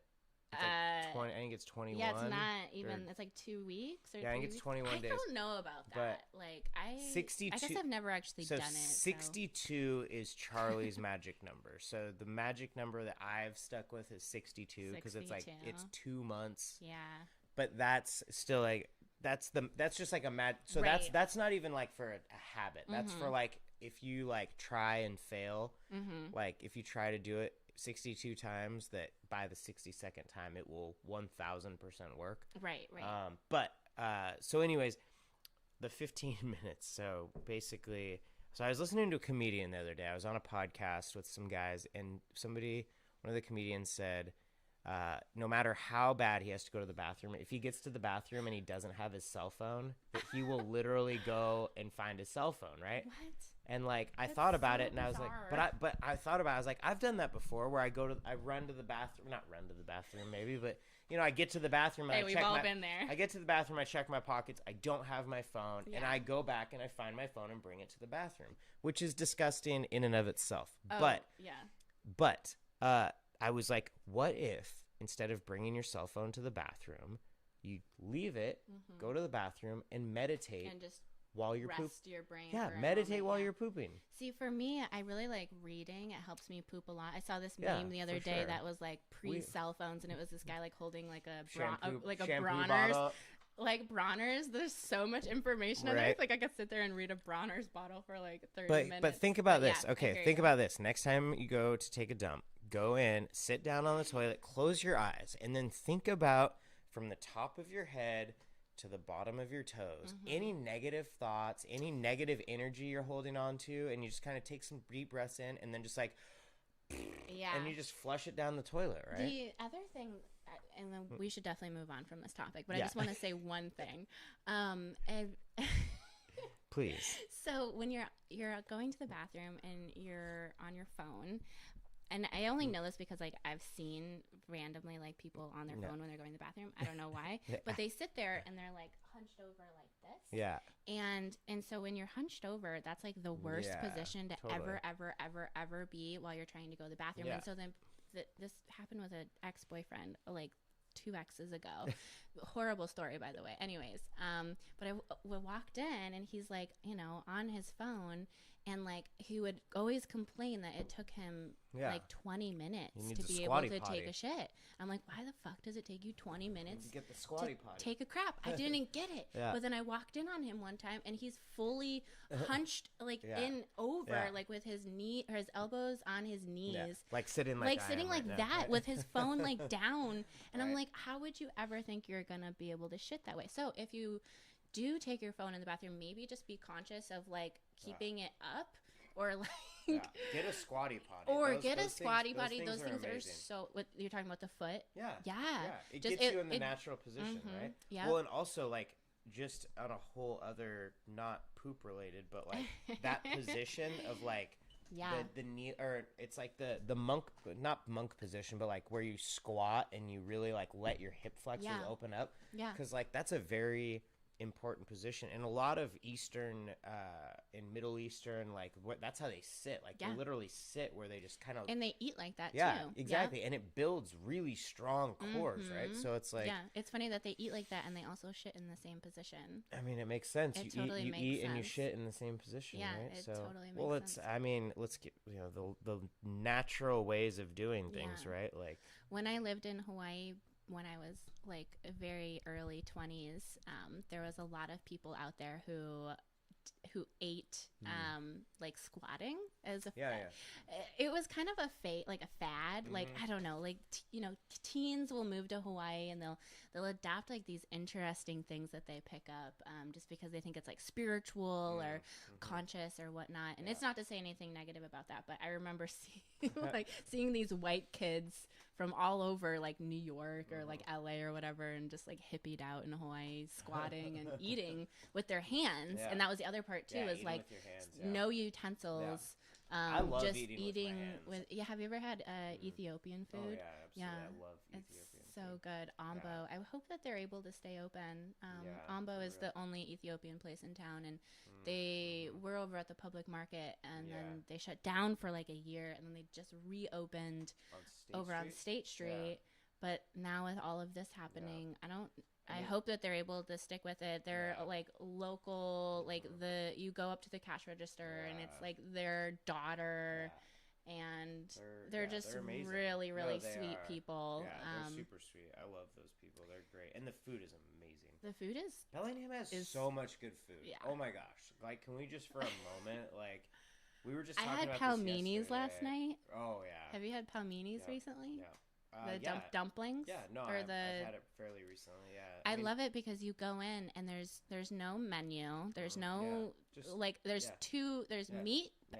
and there's vegetable. Perfect, right? Meat or vegetable, and it's just like they're ahead of their time. I think that less is more is kind of the wave of the future. I mean, like streamline like menus with like 5,000 items on it. Like that's. I do not like those restaurants. Like my theory is if you don't How have much waste that. That yeah, creates, but I right? also don't think that they're good at anything. Then, like if you see a menu and there's everything from Italian lasagna to pastas to American sandwiches and burgers to like, you know, all these different foods. I'm like, are you guys actually good at anything? Like, Now, can you do do you have any specialties? Well, and it's one thing to be able to do like if you can have a burger and a pizza and a this and a that on your menu, but you have like one that you do like really well. Yeah, but you know those menus that are like pages long, and you're just like, what Bob's the fuck? Yeah, like no offense to Bob's. No offense to Bob's. Did Bob's close down on Railroad? Yeah, so Railroad now is K-pop chicken. Yeah, which what is that? So I actually stopped and talked to them yesterday because they just opened up. Anyone that wants to try some new chicken, there's now chicken. We should do an episode where we entirely just a food episode. And we just talk about each place. Yeah, we'll just. I may have some negative things to say though. That's fine. I mean. Yeah. I'm a food critic. I mean, that's honestly like if I could be anything right now, like an art dealer and a food critic, or what's your favorite restaurant right now in town? I mean, I'm biased because I work there. Black Sheep. Yeah. I mean, I think Black Sheep's holding it down, Chaz. I mean, Black Sheep is their new burritos. Have you had their new burritos? No, they have burritos. Oh my god, you haven't had their burritos No, yet? I gotta go let's now. Go right. No, let's.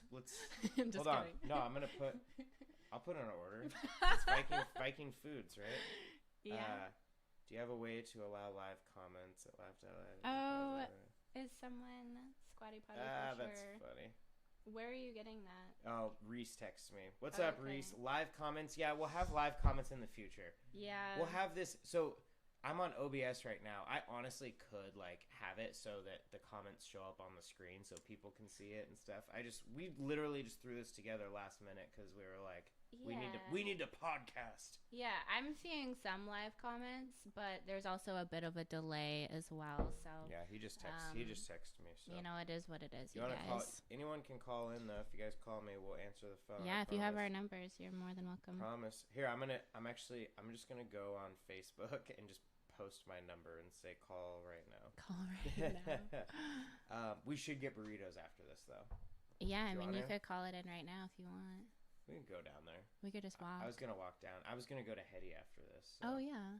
Shout out to Hetty VR, by the way. Yeah. Zach and Hetty, like, we had a call the other day with some other people here in town and trying to kind of, like, how can we bring local people together and find this way forward where we all, like, again, acting locally. Mm-hmm. And Zach at Hetty he's a great part of this community, and he's so forward-thinking. And the virtual reality, obviously, is the wave of the future. And I think now people see that more than ever because literally the first week of coronavirus, like when we were all like in super lockdown mode, I didn't leave my house for like a while. Yeah. Like I literally I moved into this place and I was like, I just had moved in and then the lockdown happened and I was like, I'm just gonna hunker down, right? Yeah.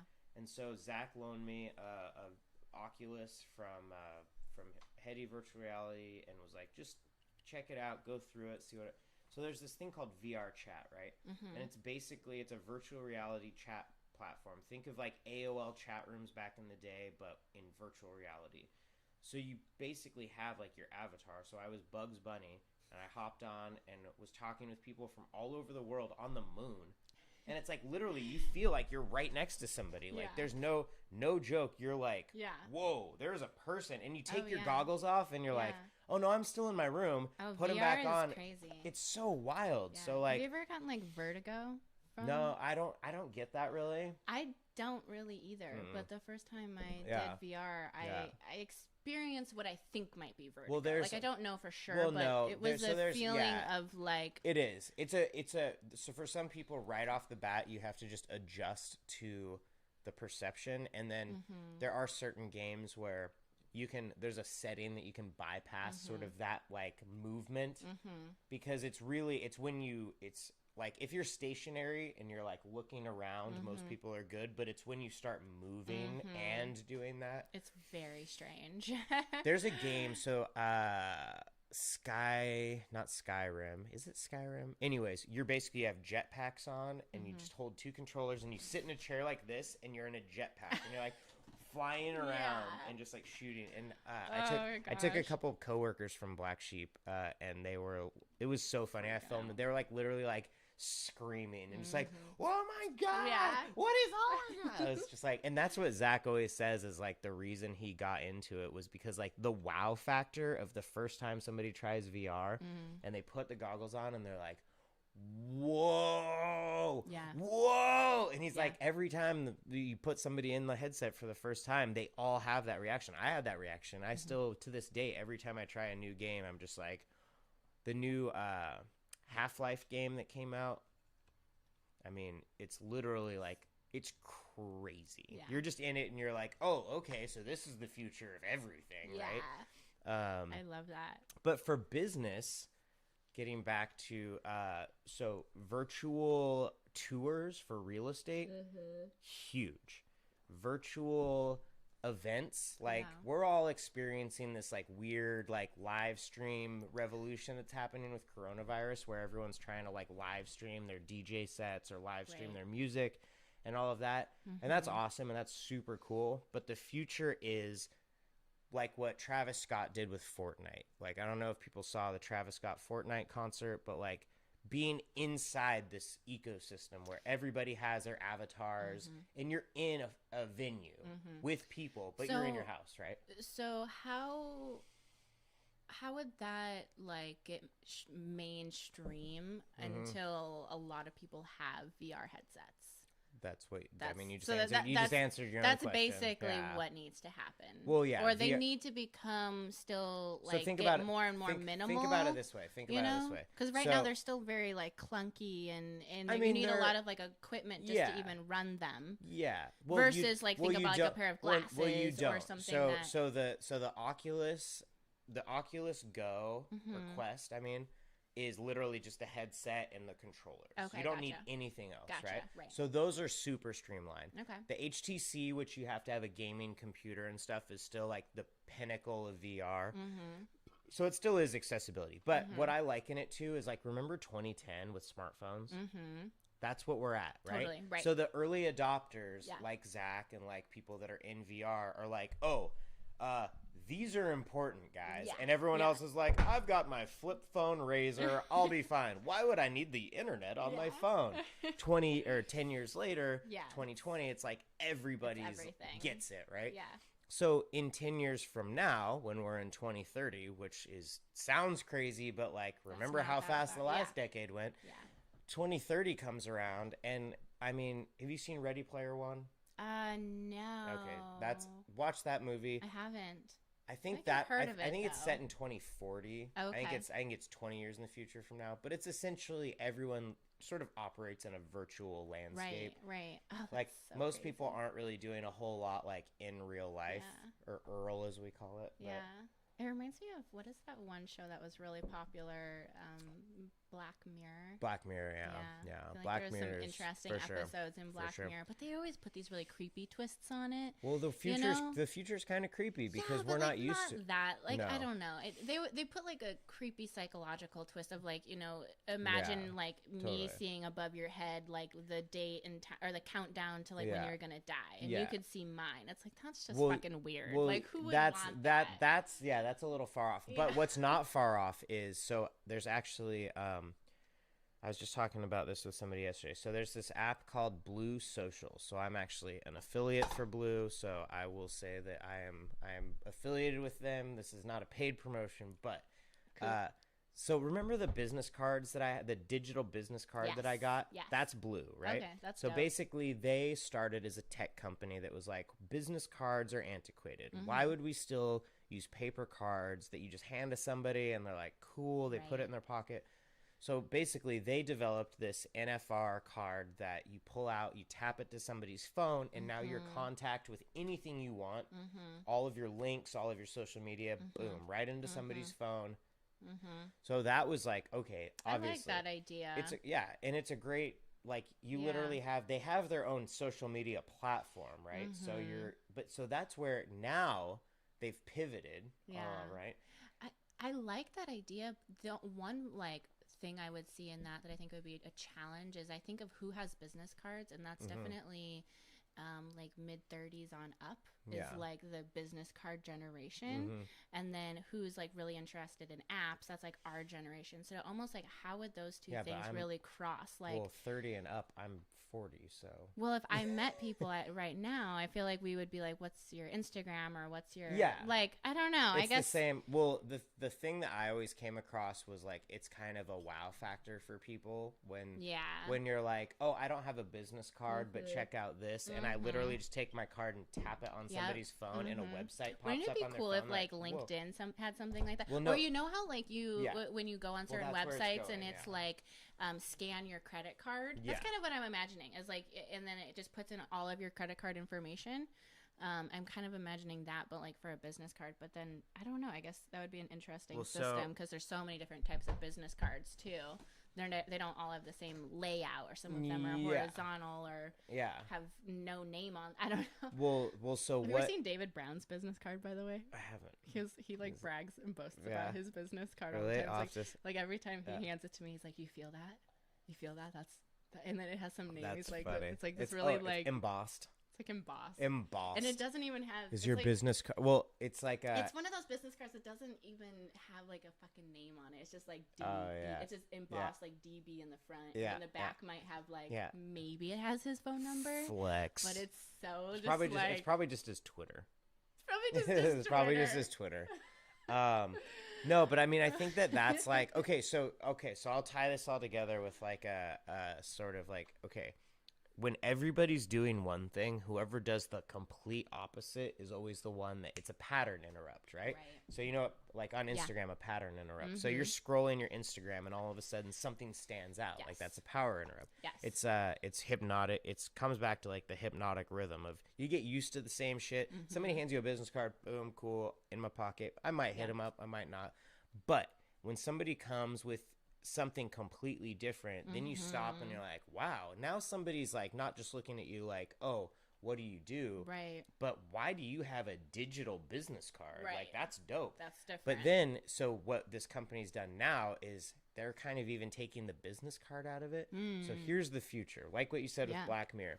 So basically, anyone that's on this network, this social network, if I'm close to you, I'll know there's somebody close to me that's a part of Blue Social. Right. And I'll be like, oh, okay. Oh, interesting. Oh, snap. And I'll be like, oh, dang, okay, cool. And then I'll be like, hey, so like imagine you're at the club, right? You're hanging out. All of a sudden you're like, oh, damn, there's somebody from Blue Social. Be like, hey, what's up? I'm the guy sitting over there in the red hat. And like you'd get the message and you'd be like, oh, hey, what's up? Yeah. Now like we're across the room from each other. That's so interesting. But we're texting. We've never met. But we're both, I can see what you do, who you are.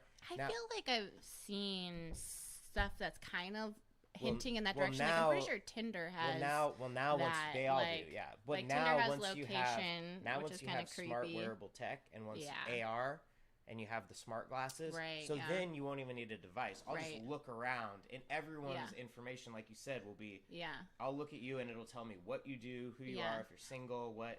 I feel like that's something that Apple could implement really easily too, because they already have like photo share. So like if we both had Apple, I could just send you over like 100 pictures right now just by like photo sharing. So I'm curious, like why wouldn't they have like, oh, I can get your contact information and just like boop, like Michael's, and now it's all just in my phone. You can AirDrop it, right? Can you Apple? AirDrop? That's what I'm talking about. Yeah, you can airdrop. Okay, a well contact. that's cool. Yeah, it's the same kind of thing. I've never used that. Well, we haven't. I mean, that that's part the thing. of my phone. That's the thing is we haven't really needed it yet, right? Yeah. Like we're still operating in this gray area of what we call BC, which is before Corona, and AC, which is after Corona. We're DC right now. We're during Corona.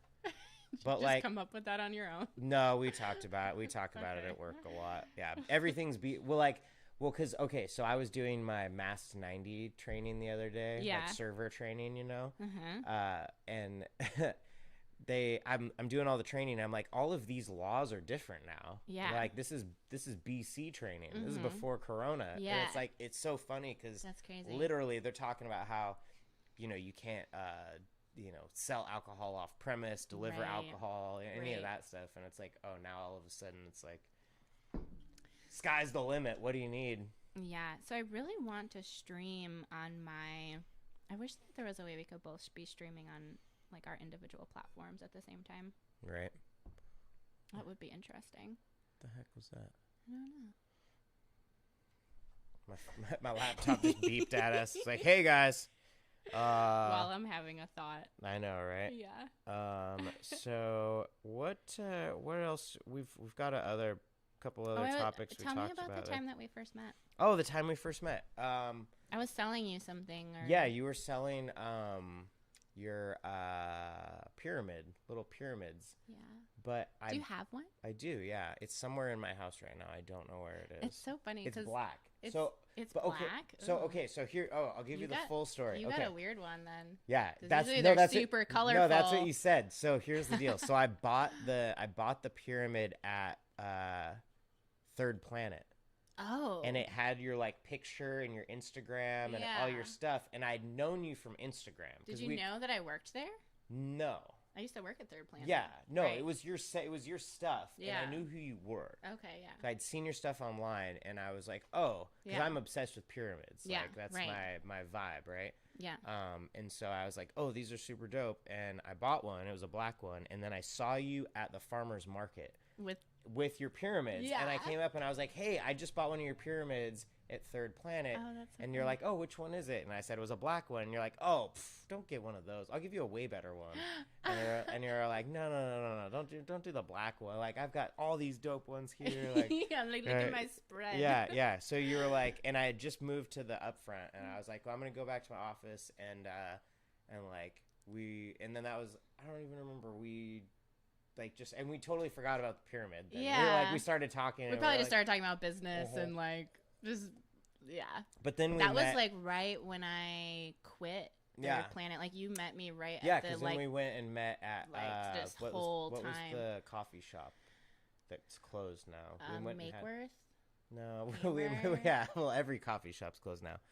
The one by Elizabeth Station. We went and had coffee there. Premier, yeah. Primer. I always called it Primer. I know. And then I was like, oh, fuck, it's actually Premier, my dumbass. Why would it be called Primer? And Camber. Wait, is that right? Is that Primer or Premier? I don't know. Oh, fuck, no, I don't know. It was Primer. Oh, it was Primer. It was Primer. I think I remember thinking it should be Premier. Why would it be called Primer? I was thinking Primer like paint. Yeah. I think that's a weird... Primer. If you guys reopen... Oh, actually, like, I think that they were trying to reopen that as like a different... Like, they liked the coffee... Oh, pizza. Yeah. That's what it was. Oh, they were really? Gonna do pizza. They were going to do food there. Dang. I know. I was trying to connect with that guy. I think his name is William. Yeah, that place always had really good coffee. I mean, we are so spoiled. Oh, it is like the fanciest. Mm-hmm. Like, I thought it kind of like Makeworth and Camber kind of are always bougie. They're coffee. Bougie, but like Primer was like super bougie, very high end coffee. Yeah, and very very expensive. It was, but you know what? I feel like with those things though. So like I dig it, man. Like I dig people too. who get really into the best. And I remember going in there a few times, and I think one of like either the owner or the managers where they would be in there with like this spread of these tiny amounts of coffee and just kind of almost like a wine tasting, right? It's like they would drink it and like swish the coffee around in their mouth and spit it out, and they're like writing stuff down. I'm like, I've never seen this before. I feel like I got into that. So I used to sell high-end wine back in the day. Oh, Gary Vee over here. Are you on Gary Vee's wine? Yeah, I mean, I follow his stuff. I don't You're not, order it. You're Yeah. not buying. I bought a bottle. Did you? Yeah. Nice. Shout out Gary Vee. Hey, Yeah. come on the podcast, Gary. Get it. Tell Charlie. Gary could just talk the whole time. We won't even talk. Right. He's such an intense person to interview. He is so Holy intense. But shit. Charlie was on Gary's show, and yeah. Charlie's been on the Oprah show, man. Charlie's been on every show. Come to Bellingham. He is. He's coming to Bellingham? Charlie? Yeah. Yeah. Charlie's come. I'm trying to get him at the Mount Baker. That's my goal, is that he'll do Western and the Mount Baker. How can I help? You're already helping. Okay. Here's how everybody can help. How can I help though to make that actually happen? Okay, so here's how everybody can help. Okay, so go on Instagram. While you say all this. Yeah. Okay. Yeah. So go on Instagram and follow @Charlie. That's literally his Instagram handle is @Charlie.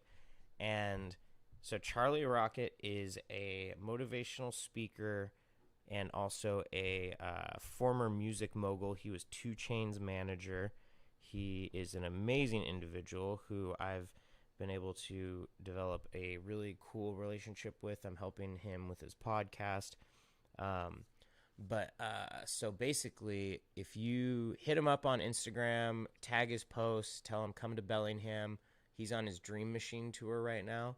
So he's basically taking his Winnebago around to help kind of make dreams come true and sort of help spread some love. He was supposed to be on a speaking engagement tour all summer long, and that obviously has been not the case. So he took the tour bus out and is now just kind of trying to spread those dreams. So check him out on Instagram @Charlie, and also his YouTube channel, Charlie Rocket. He's got motivational mixtape on Spotify, which is super cool. And so yeah, check his playlist out. Oh, actually here. So Charlie Rocket is amazing. Charlie Rocket is amazing. He's like so the team that I work with, we are always talking about like cutting edge marketing and cutting edge advertisement and like how to break through, like you were saying, like a pattern interrupt. So like what do you do in this world that's like things are so oversaturated? Like how do you make a wave? Yep. If you're just a dude that's from like Wisconsin, like what do you do to get seen? And so what Charlie did, if you guys aren't familiar, is he made a fan-based Nike commercial, and he was, a bit overweight and like not your classic like athlete type at all, but every man. So the average person, and he wanted to get in shape, and he had a little bit of like videography and editing skills, and he made this really fucking dope Nike commercial, not paid for by Nike. Like he just made it on its own. It's called just a fan commercial. Like anyone could go out there and say, you're just like, I love Camber. I'm going to make a commercial. I'm going to put in my sweat equity, my time, and I'm going to make a commercial for Camber, and I'm going to fucking blast it to Camber, and maybe they will, pick it up or something. So Nike ended up picking up this commercial, and it just took Charlie on a fucking ride. And so ever since then, he has been and it's funny. all over the place. Like that just lifted him up and out of. Well, and it's funny because he went from like being behind the scenes in the music industry and working with artists like 2 Chainz and Young Dolph and all these premier. I mean, he was running Atlanta hip hop behind the scenes for years and quit that job specifically to get his health in order and everything. And now he's just like on a mission to just help people change their lives in a very special way. And it's really cool because what he's doing with his Spotify mixtape. Every Monday. So tomorrow there will be a new mixtape. It'll come out on Spotify if you look up Monday motivational mixtape with Charlie, or it's hashtag MoFi, MOFI. So it's motivational fidelity, right? Mm-hmm. So everybody loves listening to motivational speakers. Everybody loves listening to music. So it's like, why not put the two together Love that. where you're dropping an album and it's like, okay, these are stories, these are podcasts. It's kind of like what Duncan Trussell's doing with Midnight Right. Gospel, where you're taking a podcast and you're taking information and thoughtful stuff and you're putting it to like another medium, right? Yeah. So that's kind of what Charlie's doing, and so yeah, so I'm producing his podcast for Quantopia, which is kind of the secret community that you can only get in with a special phone number that is secret. So again, marketing, everything the last 10 years has been put it out for everybody, right? I want everybody to see everything all the time. Well, now 2020, Charlie created a digital speakeasy is what he calls it. So it's a private community that you can only get to via text with a text number. And then once you get there, there is so much content. It's like he's just downloading so many gems. Like the first time I ever heard him talk about business, he was talking about Instagram marketing and how, you know, if everybody's doing this, like, what are they not doing? Or what's the opposite? Or what's something, again, a pattern interrupt. I love that. What's something completely different? And that's what he did. And he grew his following to he's over 150,000 followers now on Instagram. And if you look at the people that are following him, it's crazy. I mean, he's got like a who's who of followers. Like, it's not just like random, you know, it's like, I mean, people like get Gary Vee or like a Oprah or like, you know what I mean? Because he has something to say. Yeah. And he's not like big, and I don't know. I feel like his following is still niche and still very like specific and people who are not like these just massive like names. It's a lot of entrepreneurs. It's a lot of entrepreneurs. It's a lot of people just like you and me who are like small town hustling. Yeah, you know? Totally. And that just kind of buy into like his vibe of like this like quantum journaling and dreaming huge, right? Yeah. Like his whole thing is delusional dreams. Like he said he literally went to 2 Chainz and was like, I'm quitting my business to become a Nike athlete. And he was over 300 pounds at the time. Yeah, he was a big guy. He was over 300 pounds. And they're like, bro, like, are you feeling okay, man? Like, you know what I mean? Like, it's a delusional dream, right? Yeah. But the point is that anything is possible if you put your mind, heart, and your soul into it. I love the idea of a delusional dream, but I feel like if you're able to back it up with, you know, reality and it's action, I don't know. It's like I go back and forth between that and, you know, a lot of structure, but I think it's definitely good to like have that big ass dream, and then when you think it's like that's it, then like even dream a little bit further. Totally. And if you have the capacity to be able to like work yourself backwards, exactly. And actually, I was just like, about to say that. It's reverse engineer it. Yes. I was just literally what I was just going to say, and that's what Charlie talks about all the time. Is reverse engineering it. Okay, we got this idea. Yeah. Okay, now what are we gonna do? Yeah. Like, Totally. What is the plan? Totally. And I love plans. Totally. And that's what the whole Nike commercial, that's how that whole thing was, right? Yeah, he did. Yeah. Totally. He reverse engineered it. He was like, okay, if I was going to be a Nike athlete, like what would be, they would want to do a commercial, right? Yeah. Like that's the same thing with anything, that like if you dream big and you're like, okay, like what do I want to, and that's the main thing. And even if you don't dream big, just dreaming at all, like Gary just texted me. Did he? Gary me too. Yeah. I must have just got the same text message. What's up, Gary? What does Gary have to say? You're so much more wonderful than you ever know. Aw, thanks, Gary. Just wanted you to know. Thanks, Gary. Thanks, Gary. Yes, I hear you. I love a big dream. I love a big plan. Yeah. And then also having the foresight to know that like if that doesn't happen, don't let it discourage you. That's a tricky one. Well, because here's what it is. It's like a big dream is still just a dream, right? Yeah. So if your dreams don't materialize in the way that you thought they were going to, they're still going to materialize into something, right?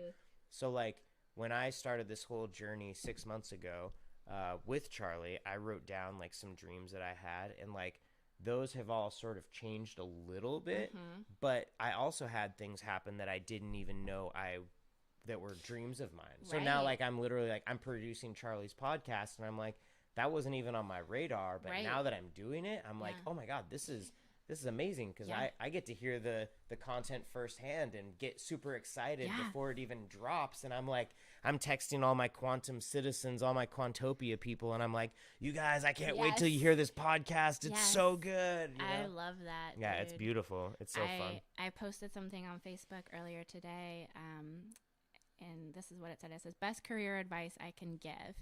Don't ever attach yourself to a person, a place, a company, or an organization, or a project. Attach yourself to a mission, a calling, and a purpose. And that's how you keep your power and your peace. And I think that this is such an interesting, like, concept to unpack. Totally. You know, no, that's a great one. Not like, and that's what I kind of see Charlie doing, right? It's like, you know, I'm going to create. It's like, I'm going to be creative. I'm going to bring people together.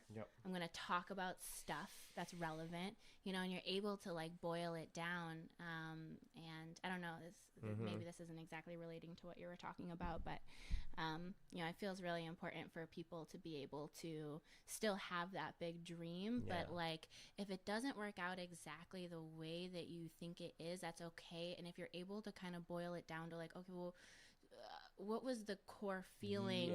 What was the feeling that you were trying to get? You know what I mean? Like, okay, I'm trying to think of an analogy of, like, say your dream is to become president. Okay, so you have a big dream. That's a big dream. I want to be president. Okay, it doesn't work out.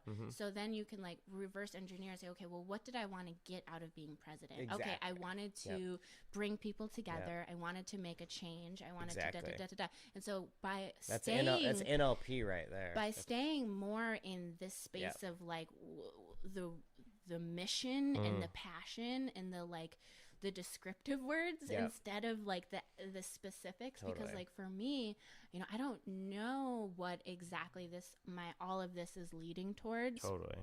And, you know, I'm still in my, like, mid-20s, and there's so much more ahead of me. It's kind of daunting to even think about sometimes, but you know your mission. I think at this point I've done my part to not corner myself in business, like to not, like, pin myself, like, okay, I am a marketer and I do marketing and that is it. It's like, no, I do that, but, like, what is that? I create. Okay, and then when you say that, you're like, well, that means I could do anything. I could do podcasts. I could write a book. I could do life coaching, or I could bring people together and do therapy, or, you know, create content, like whatever. So I don't know. I think it's great to have a big dream, but, like, don't get super fixed in on how it's gonna look, because it's not ever gonna look the way you want. It's just not. Well, and to quote Napoleon Hill again and Outsmarting the Devil, like, there's two different points that you just touched on there that are a part of that book. One is purpose, and, like, that's honestly the number one thing. He's like, the number one thing to outsmarting the devil is to have a sense of purpose in your life. And so, like you said, like, I'm a content creator. Well, like, what is the purpose that you're creating content? And like you said, you're like, I'm trying to, like, unite people and bring people together. And it's like, well, if you want to unite people and bring people together, as long as you, second point, never give up, you're gonna have failures. But every failure, and this is from the book, I want to get the quote right, it's every failure plants the seed for an even greater success. Absolutely. As long as you don't quit. And that's the thing, because people get hung up on failure and then quit. And then if you quit, like, then you truly failed. But if you fail in the moment and then use that to learn and grow stronger and pivot and, like, okay, I'm going to build from that, because, like, that's what creates, you know, the what doesn't kill me makes me stronger. That's what creates that resiliency, and where you go, okay, well, maybe I don't want to be president, but why did I want to be president? I wanted to bring people together. Well, what am I doing right now that I can keep doing, right? And you develop so many skills. I mean, at this point, like, I mean, I've had 2 or 3 businesses that I've built up, and then, okay, I'm going to pivot, I'm going to change, or I'm going to just abandon. And each time, you know, whether or not the business failed, or quote unquote failed, I learned so much. And now at this point in my life, like, I can do graphic design, I can build a website, I can do any of these things. So like, obviously, like, that wasn't a failure, because now I am who I am. And I think what you talked about too, of like focusing on a business or a person or a this or a that, if you focus on you and growing you every day and being the best you that you can be every day, that's really, everything else will fall into place. Everything else will just fall into place. Yeah. And it'll actually be so much easier too if so you much come at easier. it from that direction versus like trying to say put yourself and your well-being on the back burner, but you're at the same time trying to control the situation or control things that are outside of you. It's really exhausting if you live your life like that, and you really don't make it. You don't get a lot of momentum from that, and it's just exhausting at the end of the day, because especially with this pandemic, like, I think if I've learned anything is like, let go of the things that you can't control. Like, there's so much in this situation I can't control, and then I'm like, okay, what can we control? The only thing I control is my mind and the way that I think about stuff, and you know, where my thoughts are. So just bring it back to that, and the serenity to accept the things you cannot change, the courage to change the things you can, and the wisdom to know the difference. Love it. I think at this point, my next hurdle is like trying with money. I think money is an interesting one for me, because it's like I do spend a lot of time thinking about money, and then also trying to manipulate it in the external world as well. But I have a lot of friends. I know in Bellingham is a huge like conscious. People are always talking about like manifestation or law of attraction or just like terms like that, and so I've definitely been like exposed to, when it comes to money, people talking about like attracting money and. I don't know. I'm kind of playing with a lot of those thoughts in my head right now. I'm all about the law of tenfold return, and just give. Just like, that's honestly, like, that's why, I mean, like right now, like sitting down and taking our time to like make a podcast, like we're trying to create something that we can give out for free, hopefully that will help attract people to us, that eventually, like, it's not the goal to like be like, I want money, but at the same time, like, you attract people that can be clients, or that can be friends, or like you talked about the other day, instead of trying to go out and make sales, just try to go out and make friends, and just like make connections. 5-10 friends a day. I mean, it's literally like, I went through today, I grabbed a piece of paper and I started writing down all of my friends' names, like people that I would consider, like, I could hit them up right now and be like, hey, I need to do XYZ project. And so I wrote down next to their name, like, what all they do. Totally. And I was like looking at it, and I'm like, page number 2, page number 3. And I'm like, I love that. It's so cool, because then you can start going through and being like, okay, like, these 3 people all are photographers, and they all also are DJs. Like, I have 5 people that are friends that are DJs and photographers. It's like, okay, well, what can we do together to like make some cool stuff? And it's like, I think if the focus is creating cool stuff, the money or the success or whatever will come. And like you said, like, we spend time thinking about money. It's like, well, why do you spend time thinking about money? Well, you spend time thinking about money because money equals freedom. Because you want it, because you need it. Well, it allows us, the more money you have, the more time you have. Because that's money it's time you don't have to spend making more money. So like right now, if I had $1 million, I have $1 million worth of time on my hands. You know what I mean? And if I don't spend it on garbage, like, I can live a pretty sweet existence for a pretty long period of time.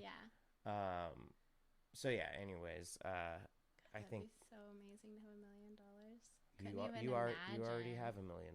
It just hasn't manifested yet. I feel like I could make $1 million. And I feel like you could too. And I don't actually really think that about a lot of people. That might be really, I don't know if I should say that. But, well, no, I mean, like, but are there? I don't mean to sound like. Well, but how many friends do you have that want to make $1 million? Like, other than I honestly never hear anyone say stuff like I want to that. make $1 billion, honestly. Me and my friend Tim, why shout don't out people shout say out stuff Tim. like that? Like, why are there not more friends and homies that are like, yo, Totally. I would like to make a large Well, hey, amount of money. Why is that negative? Why if is you that like? if you want to meet more people that want to make $1 billion, then Quantopia is the place. Yeah. Like my buddy Tim, literally, our greeting to each other is billions, and that could be billions of blessings. It could be billions of dollars. It could be billions of whatever. But literally, like I'll get a text from him. I'll be like, it just says billions, right? Yeah.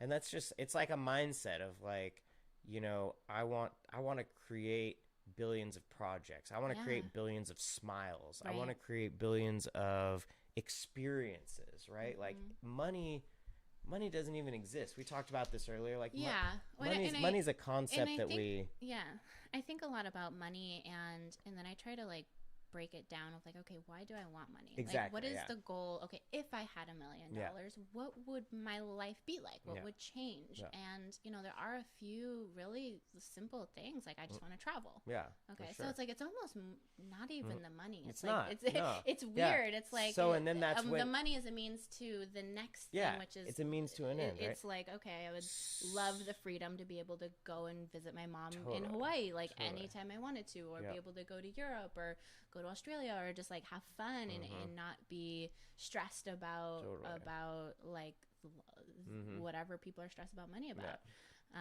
So it is definitely a really fascinating topic, and I think I hear and experience a lot of people in Bellingham who are kind of like very passive, I think, with money. That's such an interesting money complex it's here. A hard money. I've also seen a lot of people very negative, because I've said things like, I want to make $1 million, and I've actually felt a lot of judgment from people for saying stuff like that. That, you know, wanting money. Why would you want wanting money is somehow dirty. Makes me dirty or less or like that. I think that's a thing that's happened in America because of the wealth gap.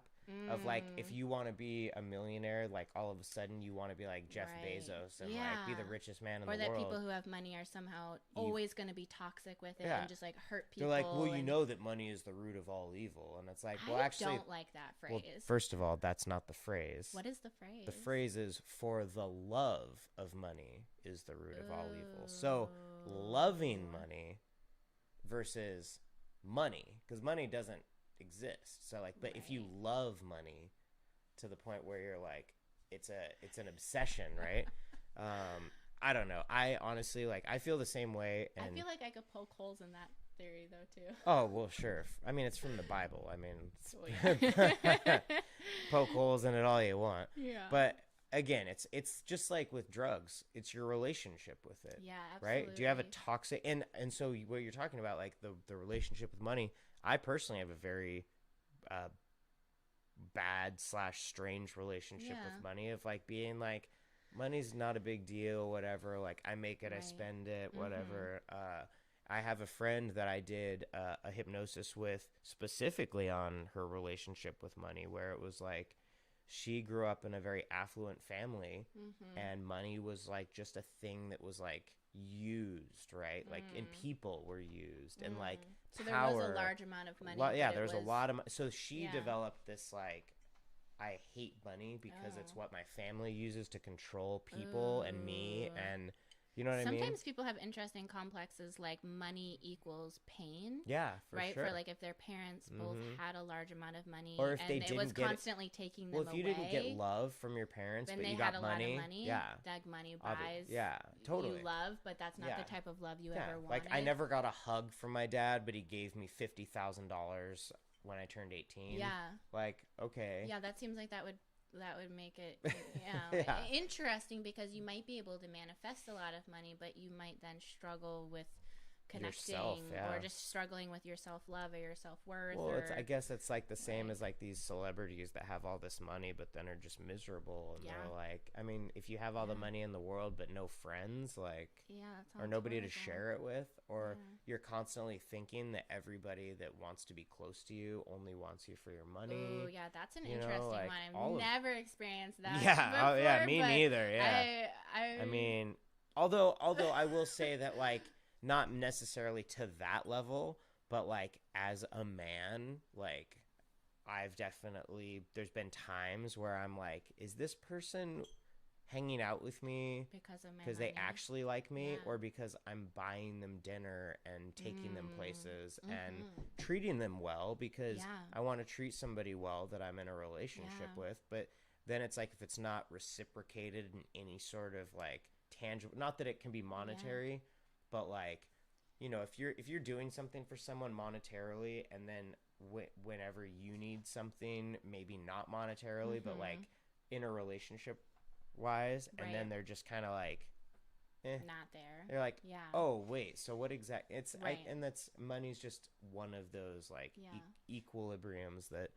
That's an interesting thing, especially for men. And I don't really, I don't know.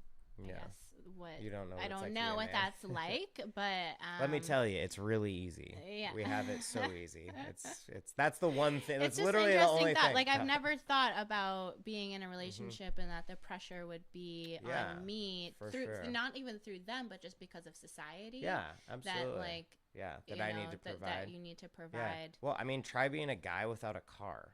Yeah. Like a guy, if you're a guy Yeah, without a that's car, totally an ego. oh like, man, bust. you're like less than like if Yeah. you're like, oh no, I'll be over in a little bit. I gotta ride the bus. Like instantly, like the doors close. It's like, oh, you don't have a car. I don't Like, know. I don't think I I've ever don't want turned no scrubs. away. A scrub is the guy that can't get no love from me. Hanging out the Of his something, best something. friend's ride, right? He doesn't even have a car. Oh yeah, he doesn't even have his own Doesn't car. even have his own car. Um, No, but it's, yeah, I don't think I've ever turned someone down, or No. even like a friend. I don't think I've been, but I don't Yeah. come from money either. No, yeah. So, well, and you're not really the kind of person that I don't think we're really Yeah. talking about you at this point in time. But it's just, I think it's like you said, it's a cultural, societal thing, and obviously, Well, like, now I'm just like questioning. I'm like, Yeah, thinking, if I ever- thinking through the thoughts have of like, I have I ever ever- turned someone down because Yeah. they didn't have a car? like I won't be able to pick you up per se. Yeah. But like my my bus pass fits too. Yeah. No, that's funny. Yeah. Yeah, I think money. I could talk about Now we're money we're forever. It's we're such into an money and relationship advice now. Do you feel like it's 50-50 of like that you need when it comes to money of like 50% like actively pursuing and working and like 50% like internal like you know creating that Yeah. positive relationship with money in your Yeah, head? for Do you sure. feel like it's 50-50 or do you feel like it's more I literally only think of money at this point as just like how can I provide value to other people because that's really where my niche is and where really money in anything comes into existence is can I provide a service to somebody at a price that is affordable enough for them and where they feel like they're getting something out of it. I don't ever want to sell something that people feel like they have to buy or that they're pressured into buying. right? So like right now, I mean, I'm selling music and peace of mind are like the two things that I'm trying to sell. And, you know, most people would be happy to exchange money for either of those things, right? Like, I think music obviously these days is a little bit more difficult to make money with just music if you're not doing merch and other stuff where it's like your brand. Yeah, I mean like But peace of mind, everybody. I mean, mental health. Like, I don't Yeah. think there's anybody that wouldn't say that they struggle with some sort of mental health issue. I mean, it's just part of being human, right? Yeah, like, absolutely. so I think that for me, I just am always trying to say yes and say, how can I look at this from a positive of like, okay, like, can we do something with this? Right. Is it something that is worth my time and Yeah. is it worth the time of those people around me? Yeah. But I don't know. I still, especially now with like money just being like, what is happening? Yeah, what like even I've got, is I, that I've right got, now? I've got money. I've got, I like, mean, I you literally lost, like when this whole thing happened, I lost like 10 grand right away. And then the government, I mean, you gave think me of like money. a It's like, $3 trillion it's just like throwing numbers it's around. crazy. Yeah, Yeah. it's just throwing numbers around that don't really make any Absolutely. sense. So I kind of, again, just sort of checked out of it. Like, you know what? I have a house. I have food. I have the things that I need. I'm going to weather this storm the best way that I know how, and let's just keep making stuff. Yeah. And then hopefully when the sun comes out and people take it seriously enough to where we're still trying to be smart and social distance to as much of a degree as we can, hopefully we'll get through and we'll come out of this and be like, oh, now we've got these really cool systems in place where we can do things more effectively, more efficiently. Maybe we're not using as much space. I really hope so. Well, and we're not using as much space for stuff we don't need it for. Like, let's plant gardens where it used to be a building that some company used to use, but now everyone works from home. So it's like, that shouldn't be a bad thing in our society, that we're like, we're going to tear down buildings and rip up concrete and plant gardens. I think that sounds great, right? Like, that sounds amazing. But it flies in the face of culture, of like conventional thinking of like, we have to be building new structures. We have to be building new businesses. Capitalism must go forward. And it's like, until when? Until like every last plant has been turned into a concrete tower? Totally. Just because that's how it works, like, or it used to work. And it's like, I feel like we don't understand how new all of this is. Like, in the grand scheme of history, office buildings have only been around for what, like 60, 70, 80 years maybe? I don't even know. Like, when was Bellingham first established? Bellingham was like 1880s?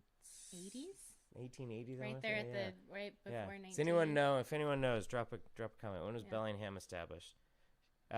What's the? Pull it up, Jamie. Jamie, you can pull that up for me. Let's see, Bellingham. I'll look it up. Bellingham. I want to say 1818 or 1880. Yeah. There's like a I feel like thing. It's definitely somewhere right around there. Yeah, there's a thing downtown that was cool. Officially incorporated in 1903. Okay, so. But it was Old Town. Whatcom Old Town was founded in 1852. Wasn't it like 3 different towns? Yeah, it was that all Seaholm. Yeah, it was Seaholm, Whatcom, Fairhaven, and Bellingham. So. But I mean, that's even just like when it was populated by like white people. There was tons of Native Americans here, so I don't know. It's a tricky question. Yeah, that's a good point. Yeah. Bellingham's been. I mean, I guess Bellingham's always been here, but when did it become what it? And I guess sometimes I think about that. Like, I'll walk through town. I mean, even like I think about that in Seattle, or like when you're in a larger city, and I'll just like. Let my imagination run wild and imagine it just trees and like rolling hills and you know, the water, like what the bay must have looked like, just untouched in the mountains. And there's some pictures. You can really like see it. There's some pictures of like old downtown and old Fairhaven, or like the trail. So like Lakeway. Yeah. So like Lakeway Drive back in the day when it was just like a logging road. Oh my God, it's crazy. Like, see these guys pulling these huge trees. I love it. And there's still so many buildings like Bayou. That whole building has been here since the beginning.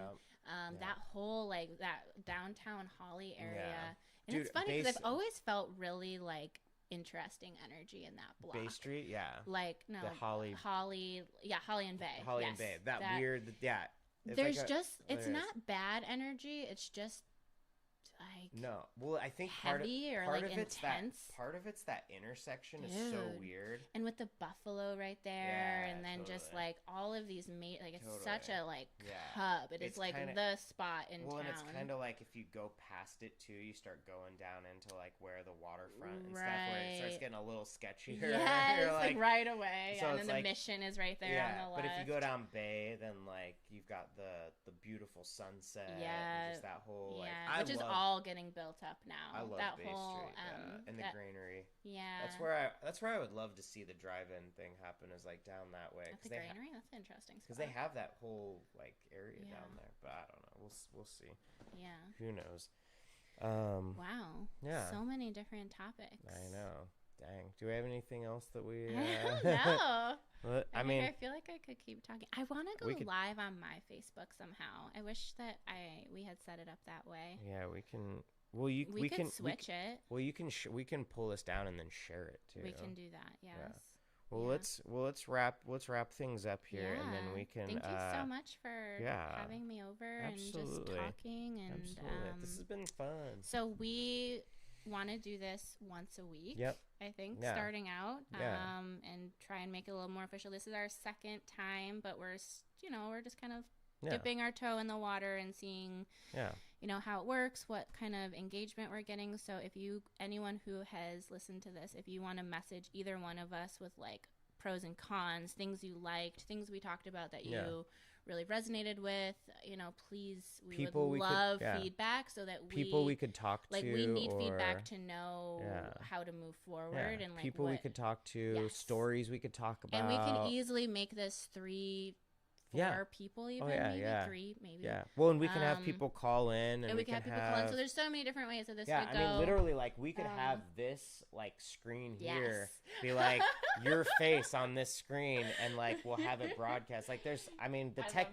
That's the thing, is the technology is endless, and it's only gonna get better. So like, it's gonna be easier to do it. So yeah, please send us, either one of us, a DM, and we would love to hear from you. Yeah, and tag anybody that you think might be a good guest on the show, or any topics we should talk about. If there's like news, I mean, like, my vision, like, eventually down the road, like, I see it where like news and information and all of these things are such a free-flowing, user-generated thing that like people are submitting stories and articles and everything, and it's like Bellingham especially like needs that right now. There's a bunch of different people that are doing cool stuff at different media companies, and they're all like, I feel like we're all going to kind of like come to this place where if we can really get all of the heads of these kind of companies or organizations to really have a place where we can put it all and have it be user generated and stories created by and for people. Like, that's the future of media. Totally. That's already what's happening. I just love talking. Yeah. There you go. Let's just keep talking. All right. I love talking. I do too. Honestly, we could do this. Oh, dang. It's almost 6 o'clock. Yeah. That was a bad that was a good run. We did. Yeah. Awesome. All right. Well, thank you so much, everyone, for tuning in, and we will see y'all later. Please like, share, follow, tag people, and yes. Awesome. Peace and love. Thank you. Peace and love. Bye, guys. Oh, and it's not.